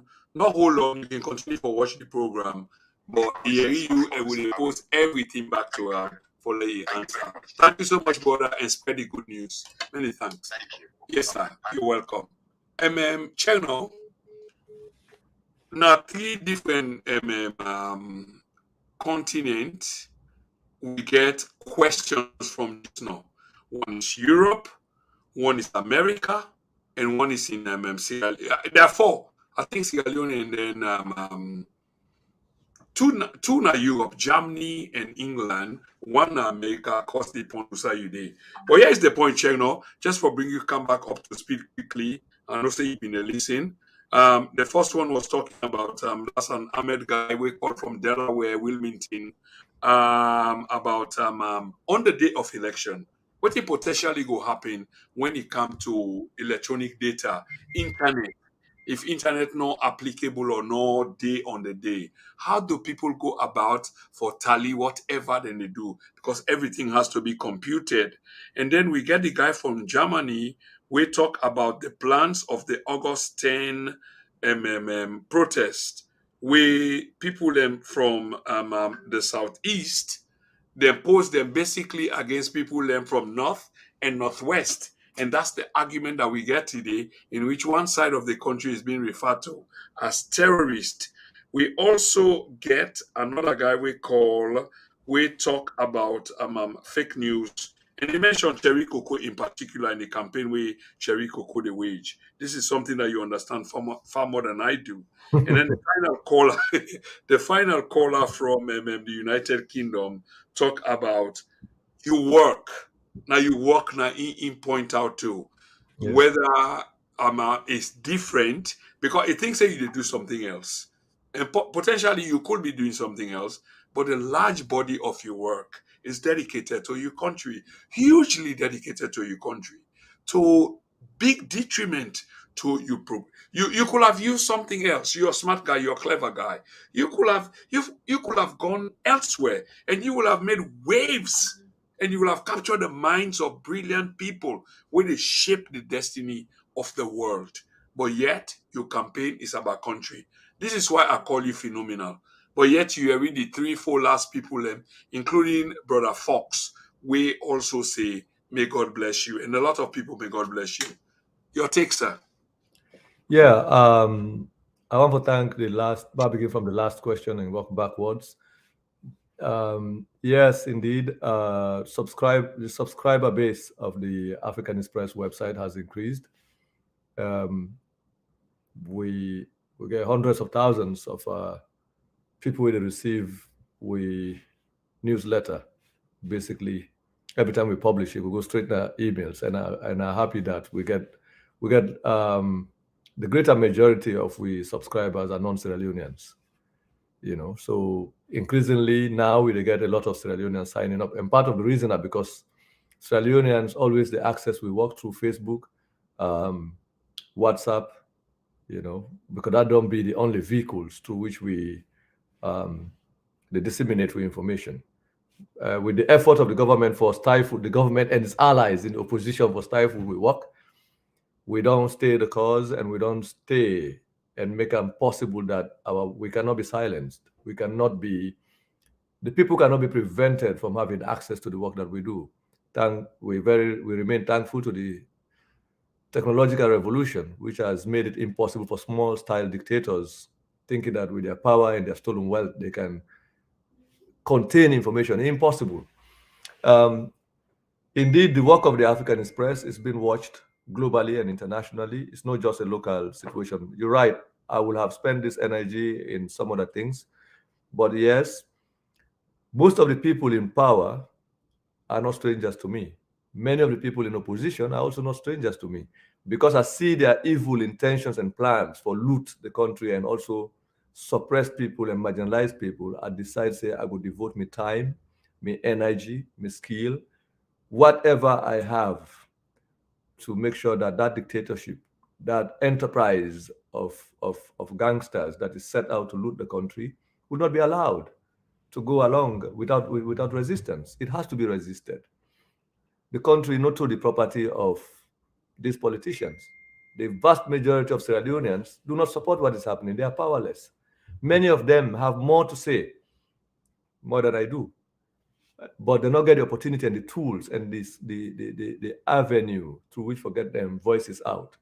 So I decided to provide that vehicle, and I will remain here to do that and make sure what is happening in Sierra Leone is known to other quarters in the world.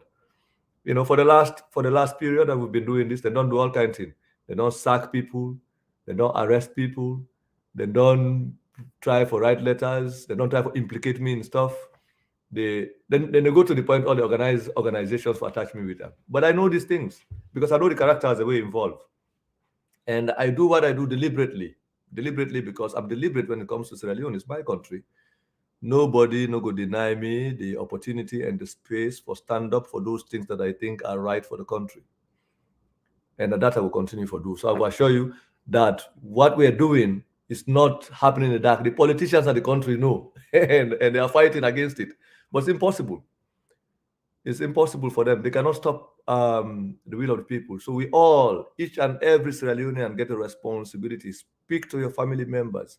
Talk to your friends, both within the country and outside of the country, we make sure that people are registered. If Madabio believe, saying a good president, if the SLPP believe they've really done right by the people of Sierra Leone, they should not be afraid of a free and fair election. They're not for try for use the police and the army and the institutions for stifle people from registering. All what we are saying, open up the electoral process and see if really you can get away with this enterprise of stealing. The people are ready to choose. Give them the opportunity to choose and see what they will do with their vote. So now that they struggle for, and we will call upon each and every Sierra Leonean to turn up, to register, to vote. We will call upon friends of Sierra Leone to pay attention to the situation in Sierra Leone, because we have politicians who are using the army, the police, to prevent people from registering to vote, especially in areas of the country where they know there are voters that will likely and overwhelmingly vote against Mr. Bio and a group of politicians, including his allies, who want to prolong his stay in office. And that strategy is known. The people who want to make that strategy happen, they know. It's becoming difficult for them because we're keeping watch on the situation. Now we stop them from passing a dangerous law that will exclude voters. They're still using now the army and the police and other institutions to suppress voters. We will ensure again that strategy is known and exposed. Now we task. And we know it's a challenge because we're dealing with groups of people who have stolen wealth. They have so much to lose. It's not going to be easy. So much to lose because many of them are going to be brought to justice, to be held accountable for the crimes that they've committed. Now, we don't move from stealing of money to stealing of innocent people's lives. They have to pay for that. There has to be a situation in the country where people understand that public service is not an enterprise to get rich. Public service is about doing good for the people. It's a dignified opportunity to serve the country. It should not be used as a license to steal from the people. Until we arrive at that point where we make these things the basis of our service to the country, we don't even get good people going to serve. All we have is people whose ambition is to just use public office to divert public funds. They're not able to build homes or drive motorcars, at the expense of the lives and liberty and freedom of people and the progress of the country. That has to stop. So that's one aspect. Regarding the question of getting a free and fair election, this is the process. Now, this is not one. They don't want free and fair election. But it is difficult for the government to steal the election at the ballot box. They don't matter and the SLPP and the politicians that he has built alliances within the opposition who want to prolong his stay in office. They don't know, say, because of the increased attention in Sierra Leone, both locally and internationally, in democratic organizations, international organizations, international partners, including, look what happened in there. With this violence, they were calling people terrorists and saying a coup. There are people watching. That narrative cannot hold in the face of the atrocities that has followed August 10. So, not we want the watch salon now, because what is happening in Sierra Leone is not just the responsibility of Sierra Leone, it's the responsibility of the world. So they don't know, say, because of the attention, it's impossible for them to rig at the ballot box. So they want to rig the election ahead of the day of voting, which is what this effort to use parliament and to use the judiciary to exclude potential candidates that will beat them from the election or remove suppress voters. Is what they are doing. Voter suppression, candidate exclusion, using the parliament, using law, and using crooked judiciary to do that.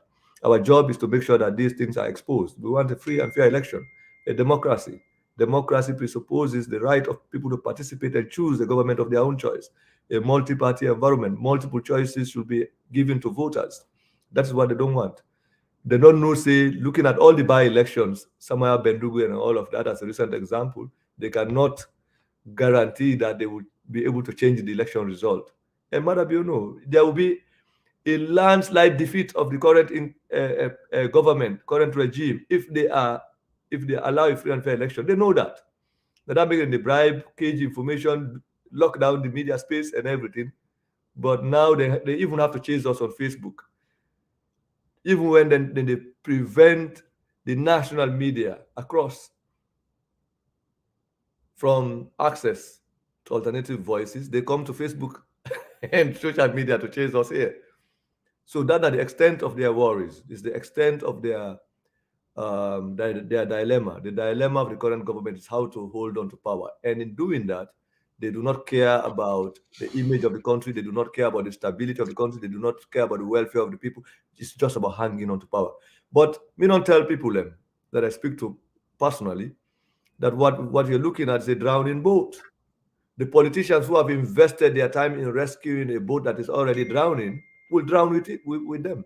The interest groups that have invested their time and energy into rescuing or saving a drowning canoe are going to drown along with it. So they have a choice. It's either they have to stand with the people and save our democracy, or they become the representatives, people who we will remember as those who took sides with the destruction of the country, the erosion of democratic values and freedoms of citizens at the time when their voices, their position was needed. But they cannot change the situation. If it's been easy for them enough to do all this kind of madness, it has gone to a point where they are now responsible for extrajudicial killings. Remember, Madabi was accused of extrajudicial killings before he came to power. Now he has added to that record, and he's going to be held to account. And that is what he's scared of. Okay, Chernoh. Of course, ladies and gentlemen, we are fastly coming towards the end of this particular program. And I want to make make one or two announcements and a few observations. So tomorrow, we do have a brother called Ahmed Sisse. He broke down things in the legal aspect because he's legally minded anyway. So it's going to be on the platform tomorrow. And most of the things that we're discussing with Chernoh about tomorrow, we're going to put that to him. In other words, for let it broken down to we in a legal aspect, which he does all the time. And these are critical times. And even though they try for sell we some legal aspect of the things then that we are going through as Sierra Leoneans, the question is it true? And there's nothing wrong with us asking. This is why we are blessed to have people like Chernoh. Let's see what Brother Ahmed does tomorrow. Also on Sunday, we do have an honorable of the Sierra Leonean Parliament, Honorable Peter Yamba Koroma, will be on this platform on Sunday. It's going to be a fair conversation because we serve the try for land. Remember, we don't know, and people like them one and they know because they live within. We did on the outside, only they try for understand. So Honorable Peter Yamba Koroma of constituency 033 in Makeni will be on the platform on Sunday. Don't forget to tune in. Getting very important. So for now, we continue with the statements them we see. But before I continue with all the statement, and of course it's also part of the statement, I want to post something to Chernoh quickly if he doesn't really mind, which I hope the brother doesn't mind. There is a disagreement, Chernoh, with some of the bits where you say about the MPs. And I'll tell you, we get few MPs are watching the program. So some of them don't agree with some of waiting you they allude to, i.e., these are in relation to the claim on a welfare bill and refusal of Parliament to pass the wages and compensation bill. MPs are not putting out statements to encourage their constituents to register, etc. I would like to have a bite on them in our okay. So definitely the MP, the few MPs where they watch, then disagree with your analogy around that. I hope you get what they say. And if you want to address that, please. No, thank God you're going to have the MP here. So it's an opportunity for many people that are their own side. So I appreciate the fact that you decide to get a member of parliament here. The wages and civil servants will be happy to hear why the manifesto promise of the current government regarding the harmonization of salaries has not taken effect, and the fact that we don't even get press release from cabinet that says with the cabinet paper would published on the Africanist Press website where MDAs were asked to put a moratorium on the increase in salaries because the Wages and Compensation Commission bill was in front of Parliament for consideration. So it would be good to ask the MP who is coming on the show what is the status of that bill. And that bill was already there, or it's been talked about before the idea of a welfare bill for Parliament. That we remember that was the news. We all been to the extent that they said it was leaked. First and foremost, parliamentarians denied knowledge of it. Next thing, we saw even both opposition and ruling party MPs coming out to defend it. To the extent that if they're 6F, they don't have medical allowance. So now they were asking for opportunities to be flown abroad according to the requirements and the content of part of the provisions or the benefits that they have. They should be flown abroad for medical treatment. What an indictment. Huh? So let's pose those questions. By the way, I appreciate disagreements. I do not express views for everyone to agree with me. In fact, for the most part, those in power will disagree with what I say. So I appreciate that one day. I want that.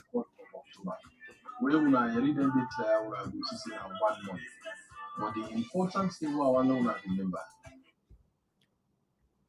Yeah, Chernoh, are you still there? Yes. Sorry, there was an interference in whatever. But continue, please. Or you've been done with what you say. Yes. I don't. Okay. It's good for hearing the MP ask those questions. Why? What? Oh yes, Chernoh. You should know the platform by now, and this is what we try to do. We try to create this independent atmosphere, in as much as we know clearly that people are trying to shut you down because of your view. That cancel culture does not work with the then and now. You have a view. The view is essential, is critical, is important. It must be heard. We take a vow to that, Chernoh. And that's why we hear you and hear you to a point where I don't know what may happen, but for now, the idea that others are trying to cancel you, it doesn't work with us. Because then we look at the motive. Why are they trying to cancel you? Why are they trying to stifle you? Why are they trying to shut you down? This is exactly what's driving us. So you do have a platform where you can hear your voice. And equally so, with the MPs coming in the next few days, we're going to be asking the question, what is it? Voter registration. Is your party complicit? Are they in bed with the government? But let me not intimate too much, lest we make the conversation less attractive, brother. So I will keep that. But you don't come for no dinner now. This is what we do. Hair splitting analysis, asking the questions which are relevant, which are germane to the conversation. And this is why we bring you into the conversation, because you set the pace. You are a trailblazer. Government is actually reacting. They may want to deny it, but they will be foolish. Did you hear me, sir, with a capital F? Foolish for deny that, because you set the pace, and as they're reacting, you can easily make the case. Say, but now so we say, and after we say so, now una follow this, now una do this. Typical example, the information minister is now a social media pundit. He's gone on to create a platform on Facebook, which means that social media is driving the narrative. Chernoh is driving the narrative. Then now is driving the narrative. And for let you be part of the narrative and be taken seriously, it's not about the domestic media. And we not get no ill feeling towards the domestic social media. We hope that they will change and posit themselves for the new formation of the direction where we they go. But if you get left out, it's your blame. Chernoh, you've done well this far, and we even don't go beyond we point where we really don't mind. But again, we'll be near on comments. And some people like can really take umbrage, brother, where we not can read them comments or something the way they can ascribe something to you. So let me see whether we can take a few more. A few more. So we got Memunati Bari. Welcome, our beloved man. Memunati Bari, I think I read this earlier on. Welcome, our beloved man of war in the flesh over our 232. The joy of the Lord is strength. Bra at Chernoh. I don't understand the code, but I know say down there to you. And I know say you able to decipher what in Sister Memuna to they say. So I'll leave that to you both. Yeah. But well said, Sister Memuna too. Thank you so much. Otondo Sise, always interesting. Hi, Mr. Prince, watching from Sweden. Wow. And this is not something new we want for the do. Wherever you they watch from in the future on the platform, it's good for the algorithm. Do you just put this day, just like our Otondo do, watching from Sweden? Yeah. Okay. That's all we need. Thank you very much, Mr. Sisi. Mohammed Alima Conte. Good work to you guys. Thanks for that. Agatha Conte. Good evening, my good people. Good evening, Sister Agatha. Usman Conte. The Conte people and look Bokune Atideo. I hope they know to one family. Greetings from East Dulwich. Chernoh, East Dulwich is not really far away from me. It's about 10 minutes drive from where I am broadcasting tonight. So probably Brother Usman Conte even know me because he's not very far away from me. And I'm a very outgoing guy. I'm an extrovert. Thank you so much. Mohammed Alima Conte. We are doing our best to promote the page worldwide. Wow, that's what we want to hear. Not from a personal and selfish motive, but just because we think that we are doing the right thing. If we are not, we equally stand to the criticism that will be directed at us. But for now, we got people like Mr. Chernoh. If you've got Chernoh, who else do you want? Simple. Martha Bangura is watching. Agatha Conte. I'm watching with you from Sierra Leone, Freetown. With all waiting to go on at Sierra Leone, we sort of show solidarity with Una. But at the same time, I go show some videos tomorrow and audios tomorrow where we need for follow. There are responsibilities that we need for take for avert then disaster there where they befall us. It's not only upon government because sometimes the answer doesn't only lie with government. Sometimes government not even serious. Remember, say some of the portions of land are being sold to potential buyers by government officials in ministries, legal ministries, Ministry of Mines, Lands, and whatever you call them, are not even supposed to happen, but they do anyway. So it's about time, and this is part of the campaign, that we begin for take responsibility. And that's why the then and now is on a campaign of conscientizing, informing with people them so that decisions then we they make is taken on the right basis. Thank you very much, Freetown. Let me just run through this quickly. We don't really have time. Mohamed Toure, violence and intimidation are the instrument used to oppress those who are active in condemning the SLPP regime. If I do flow with you 100%, of course I will be accused of being biased. But you are not far away from the truth. So I will leave that with my guest, and my guest has said that much. Thank you very much, Mr. Toure. Awakening Sierra Leone. Chernoh, this regime has been perpetrating violence since 2018. So true, violence has been weaponized by the state. That's Chernobyl. Weaponized, institutional, state capture. What more could Mr. Barr say? When people like we resonate with him, of course we get people that we try for say, like say, oh, you sold out. Sold out to what? The man is making absolute sense that the institutions are being captured in broad daylight. And we're seeing this, and they're being used to machinate the future of how we politics they go. but if una really listen, una really need for listen. Thank you so much. Awakeness alone. The regime is discouraging violence. Delwyn Thomas, good evening from Northern Ireland. Brother Delwyn, good evening from Northern Ireland.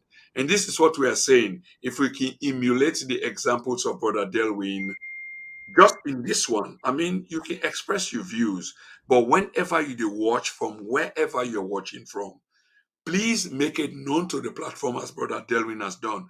This is of interest to us, okay? Thank you very much. Fuad Sise, welcome, Mr. Ba. Thank you, Brother Fuad. I'm happy that you're on board. Awakeness alone. This morning, I commented on 98.1 that we need a national dialogue in order to formulate a national strategy to be followed by successive governments. The matter of my government has done what no other government has done, must be left to rot. Okay, I will therefore go back again, here for process that. But quite an interesting one. Brother Edward Amara. Ba tell Prince that is a failed tool of the APC to steal power from the people. Of course, I know the brother well in his comments and what have you, but I don't know whether this. I know he's an academic. He puts it far better than this. But sometimes when he rush for put something, it sometimes not sound clear. So I read that again and I want you comment. Ba, which is you, tell Prince that it's a failed tool of the APC to steal power from the people. Probably is referring to August 10. Any comments, Mr. Ba? I think the August 10 we'd already talked about them. I know go on for, since we're investigating, I would like to hold some of my comments or some of the things I already know now to await what kind of reports we're going to produce with the help of others. But I do know that the ongoing effort now for unravel everything about what has happened in Sierra Leone, including the complicity. It's our effort is designed not just to look at one. I know we are looking at a Sierra Leone, a different Sierra Leone, which is a Sierra Leone that is under state capture, and that presupposes the headlong arrest of the country and its institutions by various interest groups across parties. So some of these events that we see, the August 10, it's not a new one. We're not talking a chain of events, especially in recent times, beginning from April,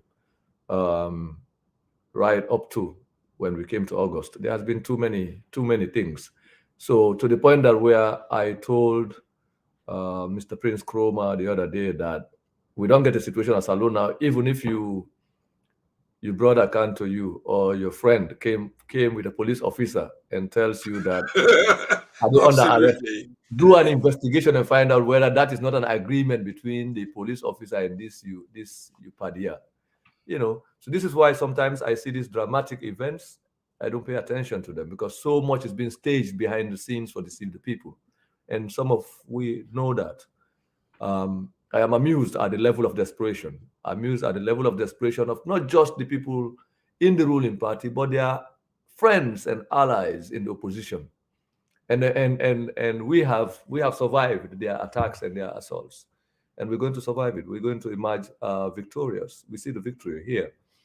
And the key to what we're doing, that the resilience and the persistence, and that is what has shocked our friends in the opposition and our friends in the ruling party who were dreaming that our effort would just be a one-day affair or one-month affair. But we intend to prolong them. We intend to prolong the evisceration of this enterprise of corruption, and we're going to do it deliberately and slowly and carefully and methodically. And I am really excited about where we are, how far we've come, and how we've sustained this kind of campaign. And at the final offensive with this one, which is why it's really huge. Okay. Okay, Mr. Ba, many thanks for that. And Brother Amara, I go stake my reputation a little bit on the basis of hypothesis. You're an academic, so I know say you go forgive me even if I go wrong. But you seem for the follow the state narrative in the absence of an independent investigation. And this is pathetic. So let me be hypothetical as well. Wetin make you think say na APC na im want this na APC want coup? Because you dey refer to this incident August 10 as a coup. Why do you think that it's APC that want coup? Do you think APC that want to return, because we've had these discussions so many times? APC will want return to power so badly, then suddenly they want a coup. If there is a coup, who takes over? Have you asked yourself that question critically? Potentially, in my opinion, that would be the military. And we saw something close to that. Although it does look like orchestrated and etc. But let me just look from that ordinary point of view that the military will have taken over, which pushes the APC far beyond their objective. Although probably some people in camp may want that because it served their agenda for a later time. But the APC in itself then go want for return to power by now. So if they get something of this really happening and then they want military coup, who takes over? Ask the question. Was it the APC was going to take over from RBO potentially if there had been a coup, or there's any substance to what you are insinuating? But I take a huge difference to that. You need for really sit down as an academic, critically look at this thing beyond this narrow-minded way how you look at. Hair splitting analysis. Watch Chernoh, keep an open mind. Because I know say you've been watching him, and every time you have a critical analysis for him, and the brother can deal with that on any day. But see what you just do. This sounds elementary, brother Amara. And simply because of identity politics, keep an open mind, and I will say no more.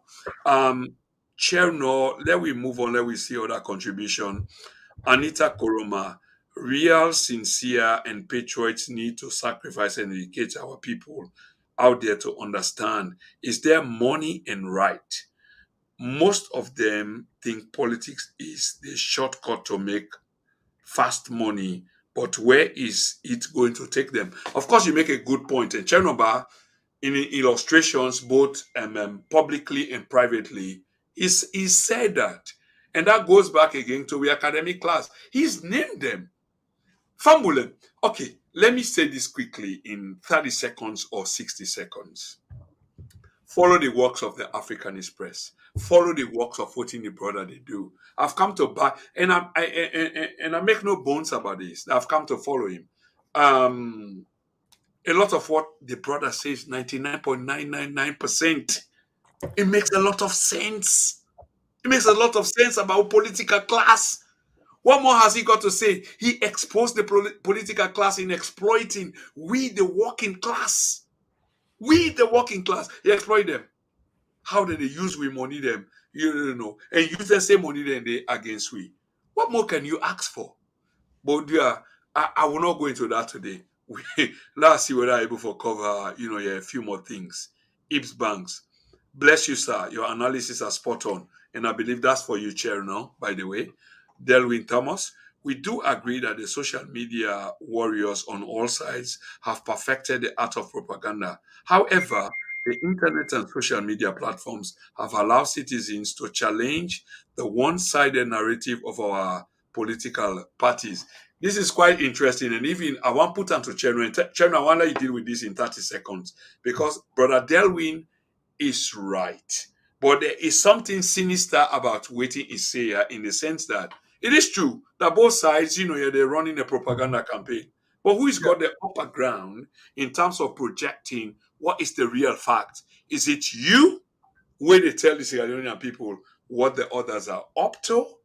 Or is it the APC and SLPP? I'm a little bit confused here. Your thoughts? No, in the past, it would have been difficult. Now, without, you see, even the social media now, um, we get only few that allows my voice. This is because we have money, we have politics, we have power, we have other kinds of things involved. And for the Africanist press, it's not just the party in power. It's a range of other interests that are fighting against what we do. But for we, it's not new. It's because we see the lessons in other places.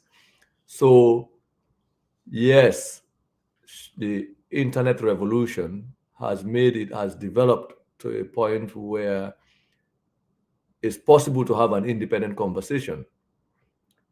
And the corrupt politicians in many parts of the world have, then they develop law, then develop all kinds of stuff, but they then get to a point where they realize it's impossible to contain. And at the last effort that they do so, the last effort will be to duplicate our efforts, to confuse, to attempt to heckle the conversation. But it's not working because people are always in search for truth, and propaganda People are cannot always searching for truth, especially when it's coming from the state. So yeah, Chernoh, that's many thanks for that. I just want to rush through this because we are far gone into the time, and we got for cut this and begin for scatter around before tomorrow morning. So we need for just rushing into the time. Many thanks for that. There is also Brother Mohammed Toure. Very interesting, brother. In perspective, you should have a conversation with this brother. I don't know whether I don't talk, but you should have a conversation with him and see what's going on. So in this in short thing where you say technology is BO's biggest enemy. Your thoughts? Of course, you see the laws then. They don't develop a cyber legislation. They don't develop a central intelligence and national security law. They don't seek extradition. They, to the point that now, with all the media where they get us alone, newspapers where they monopolize and try to prevent, we then still don't have to win on Facebook. So I am amused and amazed at the level of power that has now been given to ordinary people. We just need to get to know how to use them. And Absolutely. And they are playing catching up. Chernoh, this next one is very interesting. It's a quote from Mahatma Gandhi used by one of we follower them. And it says, remember, in inverted commas, Chernoh, first they ignore you, then they laugh at you, then they fight you, then you win.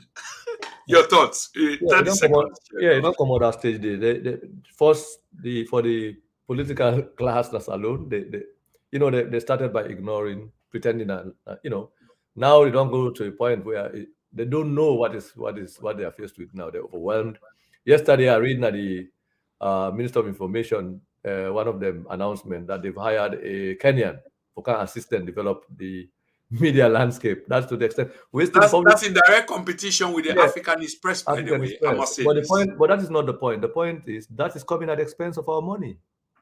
With all the experts who we get, with all the many newspapers and Sierra Leoneans that we have, as great as they are, they have to go shop for a Kenyan to come and assist. That's a shame. Shame to them. And now with money, they have to account for all of those things. This is what we're talking about. Okay. And all of them for defend corruption, Oh yeah, absolutely, because they're on the back foot. And they spend a lot of money to international media, a lot of money to international media, a lot of money to national media, a lot of money to social media, to blogging, and all. Up to now, they are still. Okay, Chernoh, daughter of the monsoon is trying to steal the show away from you and myself. The earlier quote was the daughter of the monsoon. This one I'm about to read as well is from the daughter of the monsoon. And I'm loving this. I wish they will take on my mantra. So in inverted commas again, show me integrity and I will show you love and respect. Yeah. Of course, this is something that you get clearly, Chernoh. Yeah. Now that we say earlier, in this kind of work, it's not about people don't have to like you. They just have to respect what you do. And that's what they're at pains. The amount of money that the government of Sierra Leone and their allies have spent in trying to silence Africanist press and all of us who have decided to take an independent position regarding the situation in Sierra Leone is phenomenal. And up to now, they haven't achieved anything other than just they are still on the back foot. And the main problem is headache for them. Okay, Chernoh. I mean, I want to go through the comments there quickly because it's important. It becomes personal for some people and that we acknowledge them. And that's psychologically speaking, it does matter. And by the way, just before I go to the next comment, I don't try to figure out how do I lump you in my Pan-Africanist views. But then I remember say I'm a huge fan of I'm a huge fan. And sometimes when I hear you speak, I'm sure you've listened to Kwame Ture. I don't know how affiliated or how you connect with him somehow. But then I'm beginning to think that whenever I listen to you, I'm listening to Kwame Ture speak. Am I far away from this truth? Well, history is always lessons we borrow from. You're not the only first person to say that, but Yeah. There's example, you something brought some about you, example. Chernoh. Me, a historian. I study my qualification, my job as a training. I am trained to write history. I mean, a historian, medical historian, by the way.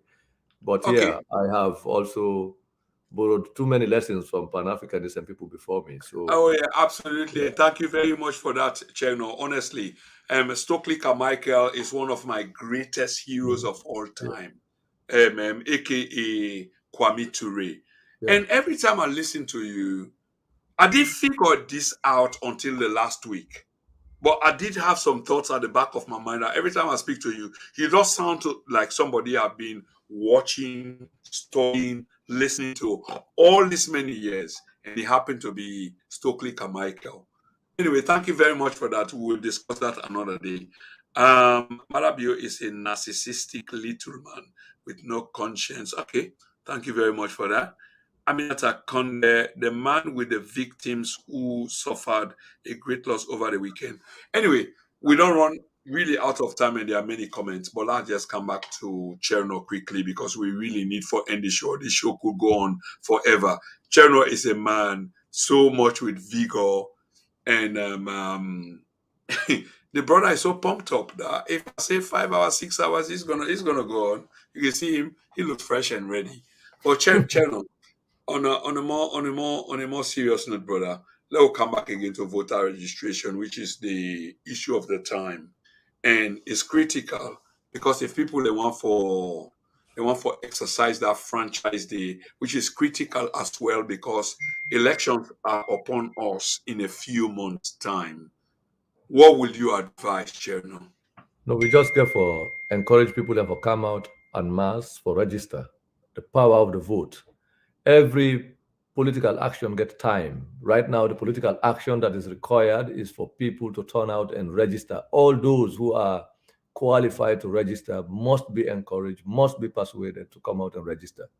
And the government must understand there's an obligation, a constitutional obligation on the government and the National Electoral Commission in particular, the Electoral Commission of Sierra Leone, for carry out voter education, make the voter process simplified. The election should be conducted according to the requirements of the law. What that means that this idea of rotational registration is wrong, is illegal. Then more than that, the incorporation of NCRA into the electoral process is not supported by law. So we expect members of parliament, community leaders, civil society, and international partners to impress upon the government of Sierra Leone and the election management institutions or election management bodies for conduct the election according to the prescriptions of the law. The NIN or civil registration process should not be brought into the electoral process, except if they just want to create a compound, a difficulty with the registration process that will slow down registration and with the intention for suppress voters. Voter suppression, candidate exclusion has been identified as the principal strategy of the current regime and its allies to rig the election in favor of Bill. We don't need that because it's a recipe for crisis. It should not be allowed. Anybody who able make audio for encourage people and for register. We can for monitor the registration. We open a portal and also a phone line for make sure to collect people experiences with registration across the country. So we will compare between the south and the east and the north, northwest, and western area in terms of how people experience registration, the time it takes a voter for register. Now the north, as compared to the South, the East, and the Western area. So we'll do this so that we will understand whether the registration has been done fairly. That election don't begin so. From the point of the registration is the beginning of the electoral calendar. The electoral cycle don't start. It's the process. It has to be taken seriously. So now that me get for say. And we not get for tire for continue to make these messages. I want to say on Saturday, I will continue this discussion, and I will bring in other people for help we discuss voter registration. And we get for use then and now continuously for talk about this process and educate, carry out voter education, our responsibility. The thing is simple. If anybody in government believe the government's record is very good, they should not be scared of election. They should not be scared of free and fair election. They should not use the army and the police or NCRA to make the registration difficult. They should open up the registration. But the same encouragement that they are giving to citizens in the South and the East and part of the country, especially in Bo and Kenema, they should give that to other citizens of the country as well. It's everybody's right. We are all Sierra Leoneans. They have the same right. And if anyone for do that, now we're responsible for speak about those issues that they don't want to hear. They have to be part of the national conversation, locally and internationally. And whether they like it or not, it's going to be part of the conversation. They should spend this energy in making sure they create a conducive environment for elections, a conducive environment for democratic participation. Now that therefore they do. These other efforts is meaningless. It's not going to achieve anything for them. And that me just want to emphasize and re-echo.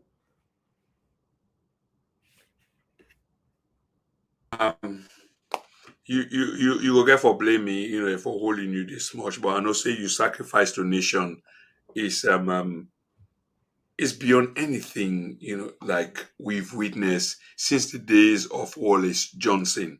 And I believe it's not a history where you get for delve into, because we people and don't understand where we've come from and where we are in terms of the kind of work we do. But can I ask you at this point in time for just for say to fumble them, because you mentioned that briefly, which make you for bring you on the spotlight, that there's going to be a program of yours on this platform. And I've been saying earlier on, if people think that they're going to silence you, well, you've got a home here and where you're going to express your view.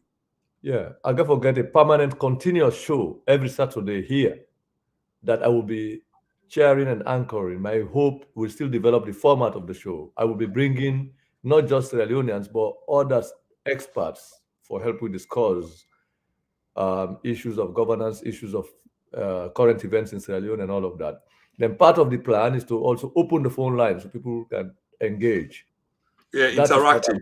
Yes, interactive show. I will begin effective this Saturday and moving on up to the end of the elections. That's what I intend to do. And I want to thank then and now for giving me that opportunity. What we will do in future, we will also make sure, say, the video conversation is turned into audios and small videos for people to circulate. Massive circulation. We already have subscribers to our WhatsApp groups. We will create more WhatsApp groups for distribute with content that we are creating.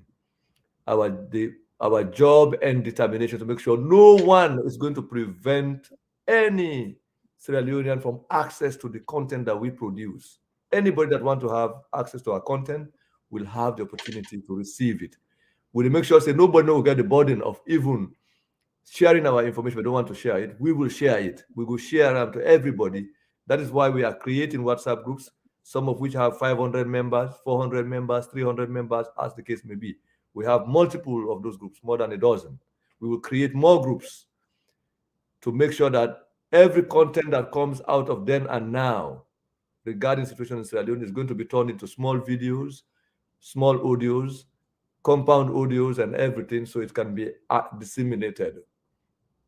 That is the job. So the thing that with time we'll create more innovative mechanisms for circulate the content from now right up to the elections. So I want to thank you for giving us that opportunity, for use this platform free and unrestricted They are still good people, among our community. We are coming to the closing program, Chernoh, and this is not the thing. You No, always preempt. no, you're one of those good Sierra Leoneans who No, are thank who you, stand. Yeah, so we thank you. appreciate that Yeah, because thank you very much. No, Chernoh. On a more serious note, thank you very much. What you have been trying for say is you still get the last word. So I'm coming with the last word, and it's not like okay. say you're already saying the last words. So I've been just try for pause you there while I say a few things and then give you the last word where you go say all these things that you're saying. We appreciate your kind sentiment, but Fambolem, this is it. When I just don't hear a gist of waiting they come.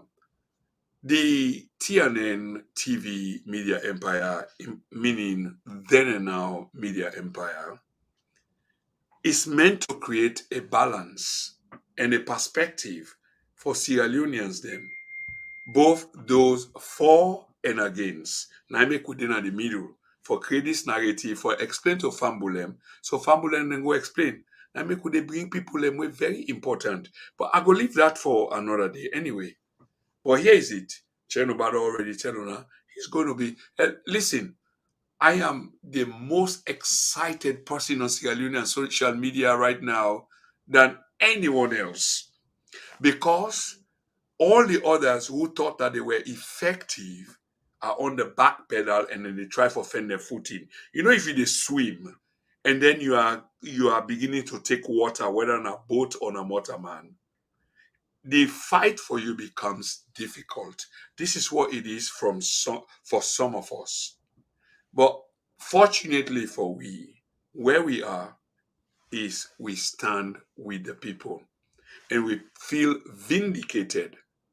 Here we have somebody willing to fight a cause, a natural cause. And we say this because when he been begin for fighting cause, you tell me which Sierra Leonean will be opposed then to the establishment. We thought that injustice was being rendered to the Sierra Leonean people, not be embraced. This is where the judgment is. Then today, because of some other interests, selfish, identity politics, regional politics, tribal politics, you've taken a different stand because the brother continues to remain what he was then. But we still remain with him because why? This now your own position is about Salon first, not Salon second. Everything else comes secondary to Salon. Primarily, it's about we country and the position now we don't take. And this position we will continue to observe them, and we gladly the brother get a position now we platform. And this Sunday, una watch out for him because he will be here. But just a quick one again. We get about 3 programs coming up. On tomorrow, we get lawyer Ahmed Sisi. Lawyer Ahmed Sisi, not a stranger on social media. When it comes to talking about the legal aspect of things, and remember there's a lot ongoing, you can call on Brother Ahmed Sisi. How you hold the conversation with him is another different ballgame altogether. On Sunday, we get a panel of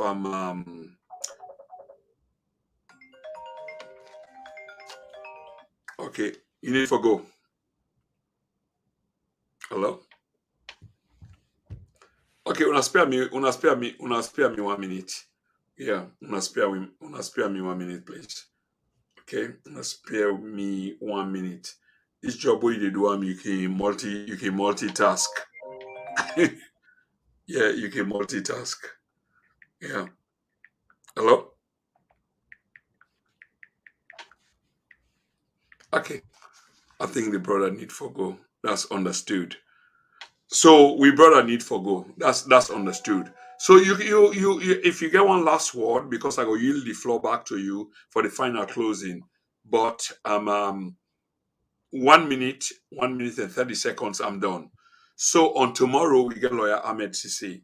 We'll talk about legal issues. Most of the things that we'll talk about here today, on a legal basis, we might throw that to lawyer Ahmed Sisi for let it make sense out of this for we on a legal basis. On Sunday, we get a force of a couple of parliamentarians them that we're going to be bringing in into this conversation. Remember, the voter registration process is a critical process to 2023 elections. So the first person who we get for talk to na Makeni MP constituency 033 honorable, they put up the the flyer immediately after this program. Also, what you will need to expect after this program, probably in an hour or two, with a cut dissect the major part of these programs for throw them out there to una, so una go make a sense out of them. Information, as I've been told, of course, this is something I understood by Mr. Barr, is the essence of time, and I do agree. So finally, not forget Ahmed Sisede Ontomara, Mr. Honorable Peter Koroma, constituency 033 Makeni, will be on the program on Sunday. Critical time for let we get them big people there, they're important people there. Chernoh, last word, voter registration. What you envisage, your reflection, the possibilities, your apprehensions, your fears in terms of all waiting to happen. Your thoughts, No, sir? we'd already established this. The government don't want people then for register, everybody for register. They just want their own supporters to register. They want their own identifiable people in their identifiable strongholds to be more registered than in other parts of the country. And that is unfair. That's rigging. You cannot, we want a free and fair election. Free and fair election starts with a free and fair registration. And that's all we are calling for. Violence free. There's no reason for detention other than the fact that the government knows it's unpopular.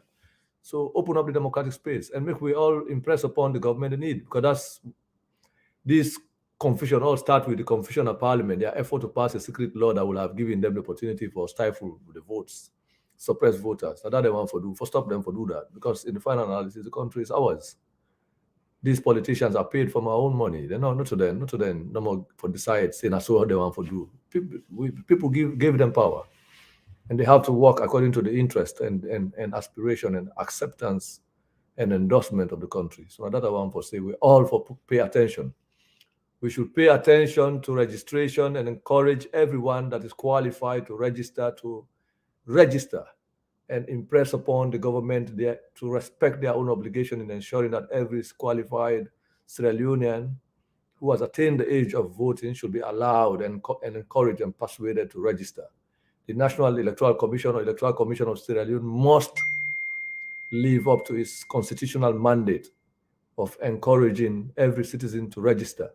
Every civil society organization should be able to monitor the registration process to ensure that all qualified Sierra Leoneans, regardless of where they are located, in the north, the south, the west, and the east, and all corners of the country, should be given the opportunity to register. Now, that no more. I don't see fair over this. So it should not be a tension. And these politicians who are trying to create difficulties, whether they are in the ruling party, opposition parties, to prevent people from registering, including Sierra Leoneans from here who are trying to go back home and have been discouraged, those politicians should hands off, should stay away from their evil plans, because it's not helping the situation. It's just causing chaos, and that chaos is also detrimental to them. But they should know that we will not allow them to do that like that. We will continuously, the same way we prevented Parliament from passing that dangerous law, the way they conceptualize it, we will also not allow them to discourage people from registering. That is a fight. We started it with the parliamentary effort to pass a dangerous law. We stopped Abbas Bundu and this group of MPs across parties. We are going to stop them again from using the army and the police to create violence so that they will suppress voters. Now, an ongoing situation. We will not relent until democracy is respected. Democracy is allowed to operate. The constitution is, takes ground, takes the food, becomes the actual ground norm, or ground norm, as you want to pronounce it. So that's what I want to say. And I thank you. So I look forward to Saturday for our ongoing conversation. We will not relent. The battle is ongoing. Yes, the phenomenal Chernoh. What a closing to our program. We know a lot of people that will say a lot of stuff, about the length of the program. But in educating the masses, what's wrong with the information of we masses them using time, which is quite essential. But we'll not forget, we'll tune in tomorrow. Lawyer Ahmed Sisi will be on the program, probably for take we on a different trajectory. This is what the platform does. We are open, and then on Sunday we're gonna have Honorable Peter Yamba Kuruma will be on the program. Of course, he might have a different perspective as well. And remember, there's a honorable member of parliament, and we're going to be talking to him as such. On behalf, or as some people say, there's a difference between the Americans and the British. In behalf and on behalf of the platform then and now, I've been your host and presenter, Prince Emil Kroma, and you're going to be hearing from me again soon. But until then, take courage. It's not far away. It's less than 24 hours to the dial. Thank you very much for tuning in. And I'm proud. And a TNN stronger than ever. Keep tuned.